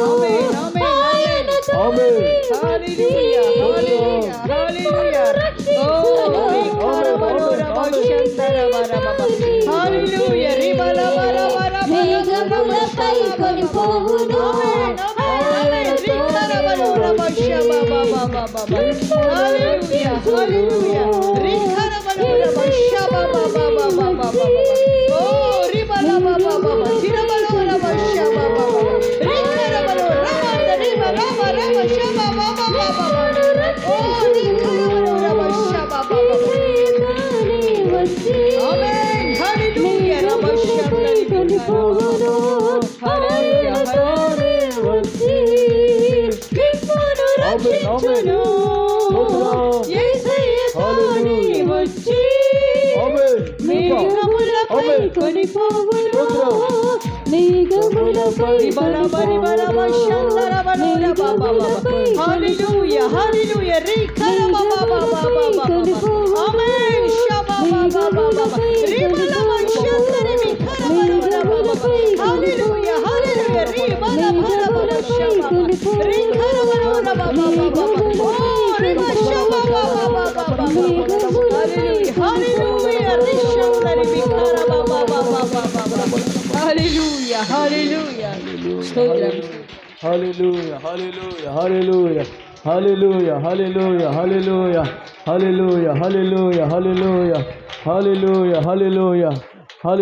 సిద్ధపడ్డకు దేవుడు మనకు సమయం ఇచ్చి ఉన్నాడు. ప్రియమైన సంగమా, చేతులెత్తి ప్రభువా నేను సిద్ధపరచు అయ్యా, నా జీవితంలో ఎన్ని శ్రమలు వచ్చినా నేను తట్టుకునే కృప నాకు దయచేయండి. శ్రమ నా మేలు కొరికే, శ్రమ నా ఘనత కొరికే, ఆ సింహాసనం కొరికే నాకు శ్రమలు ఇస్తున్నావు ప్రభువా. శ్రమలో సనగకుండా సహించే కృప నాకు దయచేయండి. యోసేపు శ్రమలు సహించాడు, అంతకంతకు సహించి సింహాసనం చేరుకున్నాడు ప్రభువా. అయ్యా మేము కూడా సహించాలి. ఎలాంటి శ్రమ వచ్చినా, ఎప్పుడు ఎలాంటి శ్రమ వచ్చినా ఓర్చుకునే కృప నాకు దయచేయండి. సహించే కృప నాకు దయచేయండి. అందరు ప్రార్థన చేసుకుందాం. విన్న వాక్యం ప్రకారం కృప దయచేయండి. ప్రార్థన చేసుకుందాం. కృప ద్వారా సింహాసనం స్థాపించే దేవుడు. కృప పొందుదాం, కృప పొందుదాం. ఆయన మనలోకి వస్తే తప్ప మనం ఓర్చుకోలేము. ఆయన అభిషేకం మనలో ఉంటే తప్ప మనం ఓర్చుకోలేము. యోసేపును జ్ఞాపకం చేసుకోండి. ప్రభువా నన్ను కనికరించని చెప్పండి. అందరూ యేసయ్యా నోరు తెరవండి. యేసయ్యా నన్ను కనికరించయ్యా. సహించే కృప నాకు దయచేయండి. ఎలాంటి శ్రమ వచ్చినా ఓర్చుకునే కృప దయచేయండి. శ్రమల ద్వారా నేను పరిపూర్ణమవుతాను ప్రభువా. నీలాగా మారుతాను ప్రభువా. నాలో బలితలన్నీ సరిచేయబడతాయి ప్రభువా. నా బలితలన్నీ సరిచేయబడాలి. నాలో బలితలన్నీ సరిచేయబడాలి. నిన్ను క్రమపరచబడాలి ప్రభువా. అందుకు శ్రమలు నాకు దయచేయండి. శ్రమలో సనగకూడదు ప్రభువా. ఇంతవరకు ఎన్నో విధాలుగా సనిగాను ప్రభువా. నన్ను క్షమించేసయ్యా. నీ రక్తంతో కడగండి ప్రభువా. ఇక నువ్వు సనగను ప్రభువా. సహిస్తానయ్యా, సరి చేసుకుంటానయ్యా, సింహాసనం కొరకు సిద్ధపడతానయ్యా. ఈ మాటలు నాలో ఫలింపచేయి ప్రభువా. ఆత్మీయ తల్లి ద్వారా వచ్చిన మాటలు నాలో నూరంతలుగా ఫలింపచేయి ప్రభువా. ఒక్కొక్కరు చెప్పండి, చేతులు జోడించి చెప్పండి. దయచేసి దయచేసి ఈ సమయం ఎవరు నిర్లక్ష్యం చేయదు. దయచేసి చేతులు జోడించి ప్రభు పాద సన్నిధిలో మనం ఉన్నాము, నన్ను కనికరించని చెప్పండి, నన్ను దాటిపోవద్దని చెప్పండి. అయ్యా ఈ మాట నాలుగు నూరంతలు ఫలింపచేయండి. దావీదు కూడా శ్రమ సహించాడు, శ్రమలు ఓర్చుకున్నాడు. గోలియాతును చంపిన తర్వాతనే తను సింహాసనం ఎక్కాడు. అయ్యా నా జీవితంలో కూడా గోలియాతుని చంపాలి ప్రభువా. అయ్యా ప్రతి శరీర సంబంధమైన కార్యాలు చంపాలి ప్రభువా. అయ్యా నీ మనసుని కలిగి ఉండాలి ప్రభువా. దావీదు వంటి కృప నాకు దయచేయండి. శక్తిహీనులు దావీదు వంటి వారిగా మారాలి. దావీదు వంటి వారు దేవుని వంటిగా మారాలని మీరు మాట్లాడుతున్నారు. మేము నీ వంటి వారిగా మారాలయ్యా, అప్పుడే నీ రాజ్యంలో ప్రవేశిస్తామయ్యా. అనేక కీడులు సూచనలు మేము చూస్తున్నాము ప్రభువా. మాకు ఈ కీడు దినాలు వద్దు ప్రభువా, మేలు దినాలు మాకు కావాలి. నీతో మేము కలిసి యుగాలు జీవించాలి. ఆ కృప మాకు దయచేయండి, ఆ అభిషేకం మాకు దయచేయండి, ఆ మహిమ మాకు దయచేయండి. ప్రతి ఒక్కరు ప్రార్థన చేసుకోండి. అందరు ప్రార్థన చేసుకోండి. ఎవరి ప్రార్థన వారిని బలపరుస్తుంది, ఎవరి ప్రార్థన వారిని బలపరుస్తుంది. కృప దయచేయి, కృప దయచేయి, కృప దయచేయి. కృప కృప కృప కృప కలుడుగాక. Hallelujah hallelujah hallelujah hallelujah. Thank you lord, thank you lord. Hallelujah hallelujah. Yesu నామములో అడుగుచున్నాము తండ్రి, ఆమేన్. ఇంతగా ప్రేమించి మనల్ని బలపరిచిన మన మంచి కాపరైన యేసుకు స్తోత్రం చెల్లిద్దాం. స్తోత్రం స్తోత్రం. ఈ 3 దినాల నుంచి దేవుడు మనతో మాట్లాడి మన ఆత్మీయ జీవితాన్ని సరిచేస్తూ ఆత్మ సంబంధమైన అనుభవాలు సమకూరుస్తూ ఈ చివరి దినాన సంపూర్ణమైన తన కార్యం మనలో జరిగించినందుకై స్తోత్రం చెల్లిద్దాం. స్తోత్రం. ఈ 3 దినాలు చేసిన ప్రతి ప్రార్థన ప్రభు సఫలం చేయబోతున్నందుకు స్తోత్రం చెల్లిద్దాం. స్తోత్రం స్తోత్రం స్తోత్రం స్తోత్రం స్తోత్రం. అడుగు వాటికంటే ఊహించు వాటికంటే అత్యధికమైన కార్యాలు చేస్తానని సంఘంలో యుగాలు మహిమకులను పౌలు చెప్తున్నారు. నిత్యముగా మనం అడిగినవన్నీ చేస్తూ అంతకంటే ఎక్కువ చేస్తూ మనల్ని దీవించబోతున్న తండ్రికి స్తోత్రం చెల్లిద్దాం. స్తోత్రం స్తోత్రం. ఆయన పరిపూర్ణత, ఆయన పరిశుద్ధత, ఆయన సంపూర్ణత మనకు అనుగ్రహించబోతున్నందుకు స్తోత్రం చెల్లిద్దాం. ఆయన మన కొరకు శ్రమపడి ఉండి మళ్ళీ సమకూర్చాడు, సంపాదించాడు. ఆయన సంపాదించుటకు, ఆయన రాజ్య వారసులవుటకు మనం కూడా ఆయన నిమిత్తం ఏ శ్రమ వచ్చినా సహించే కృప మనకు సమృద్ధిగా దయచినట్లుగా స్తోత్రం చెల్లిదా. స్తోత్రం స్తోత్రం. సంఘంలో మనకు నుంచి ప్రతి బిడ్డకు ఇటు భాగ్యం ఇచ్చి ఇటు ప్రత్యక్షతలో వర్ధిలింపచ్చినట్లుగా స్తోత్రం చెల్లిదా. స్తోత్రం స్తోత్రం. ఆత్మీయ తల్లిని మన మధ్యలో ఒక సజీవ సాక్షిగా అనుభవపూర్వకమైన వర్తమానము అనుభవాలు అనుగ్రహించి మన మధ్యలో నడిపించి మనల్ని బలపరిచిన విధానం బట్టి స్తోత్రం చెల్లిదా. స్తోత్రం స్తోత్రం. అక్కడ ఇంకా బలపరిచి ఇంకా దీర్ఘాయువు కలుగజేసి ఇంకా దేవుని సంకల్పం నెరవేర్చుటకు విస్తారమైన శక్తి, బలము, ఆరోగ్యం ఇచ్చి ఇంకా బలమైన సాక్షిగా వాడుకున్నట్లుగా స్తోత్రం చెల్లిదా. స్తోత్రం స్తోత్రం. ఆయన మంచి దేవుడు, మనకు చాలు దేవునికి స్తోత్రం చెల్లిదా. ఇప్పుడు వచ్చిన ప్రతి వారిని పేరు పైన దీవించినట్లుగా స్తోత్రం చెల్లిదాం. బలపరిచి స్థిరపరిచినట్లుగా స్తోత్రం చెల్లిద్దాం. మనం సిద్ధపడుతూ అనేక ఆత్మ సిద్ధం చేసి కృప మనకిచ్చినట్లుగా స్తోత్రం చెల్లిద్దాం. తండ్రి అయిన దేవునికి స్తోత్రం చెల్లిద్దాం. కుమారుడైన యేసయ్యకు స్తోత్రం చెల్లిద్దాం. ఆదరణకర్తైన పరిశుద్ధాత్మనికి స్తోత్రం చెల్లిద్దాం. ఇలాగ ఆయన కొరకు మన ఆయుధం చేయించున్నందుకై స్తోత్రం చెల్లిద్దాం. స్తోత్రం స్తోత్రం స్తోత్రం.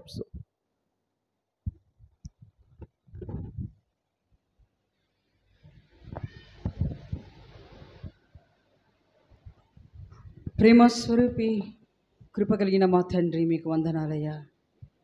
ఈ 3 దినములు ఉపవాస ప్రార్థనలో మీరు తోడుగా ఉండి ఆశీర్వాదకరంగా జరిగించి మీరు మా మహిమతో ముగించినందుకై మీకు స్తోత్రములు. దయగల తండ్రి, ఈ 3 దినములు విన్న వాక్యములు మీ బిడ్డల హృదయాలలో దాచుకొని వాక్య ప్రకారంగా వారి జీవితాలను కట్టుకోవడానికి మీ కృప చూపండి తండ్రి. మీకు స్తోత్రము నాయన. తండ్రి, ఈ లోకములో మేము కొద్ది కాలమే జీవించేది, మీరు అక్కడ బహు సమీపంగా ఉందయ్యా. అక్కడికి మేము పరిపూర్ణంగా సిద్ధపడాలి నాయన. తండ్రి, ఆ సిద్ధపాటు మాకు ఒక్కొక్కరికి మీరు దయచేయండి. మీ సన్నిధిలో ఈ 3 దినములు ఉపవాసంతో కూడిన బిడ్డలను ఒక్కొక్కరిని మీరు బలపరచండి. ఏ బలహీనత నీరసం ఆవరించకుండా నూతన శక్తి బలముతో నింపండి ప్రభా. మీకు స్తోత్రము నాయనా. కడవరి దినాల్లో మేము ఉంటున్నాము ప్రభా. ఈ కడవరి దినాలలో మా ఆత్మ పరిపూర్ణతకు ఎదగాలనే ఒక దర్శనం ప్రతి ఒక్కరికి దయచేయండి తండ్రి. మీకు స్తోత్రము నాయన.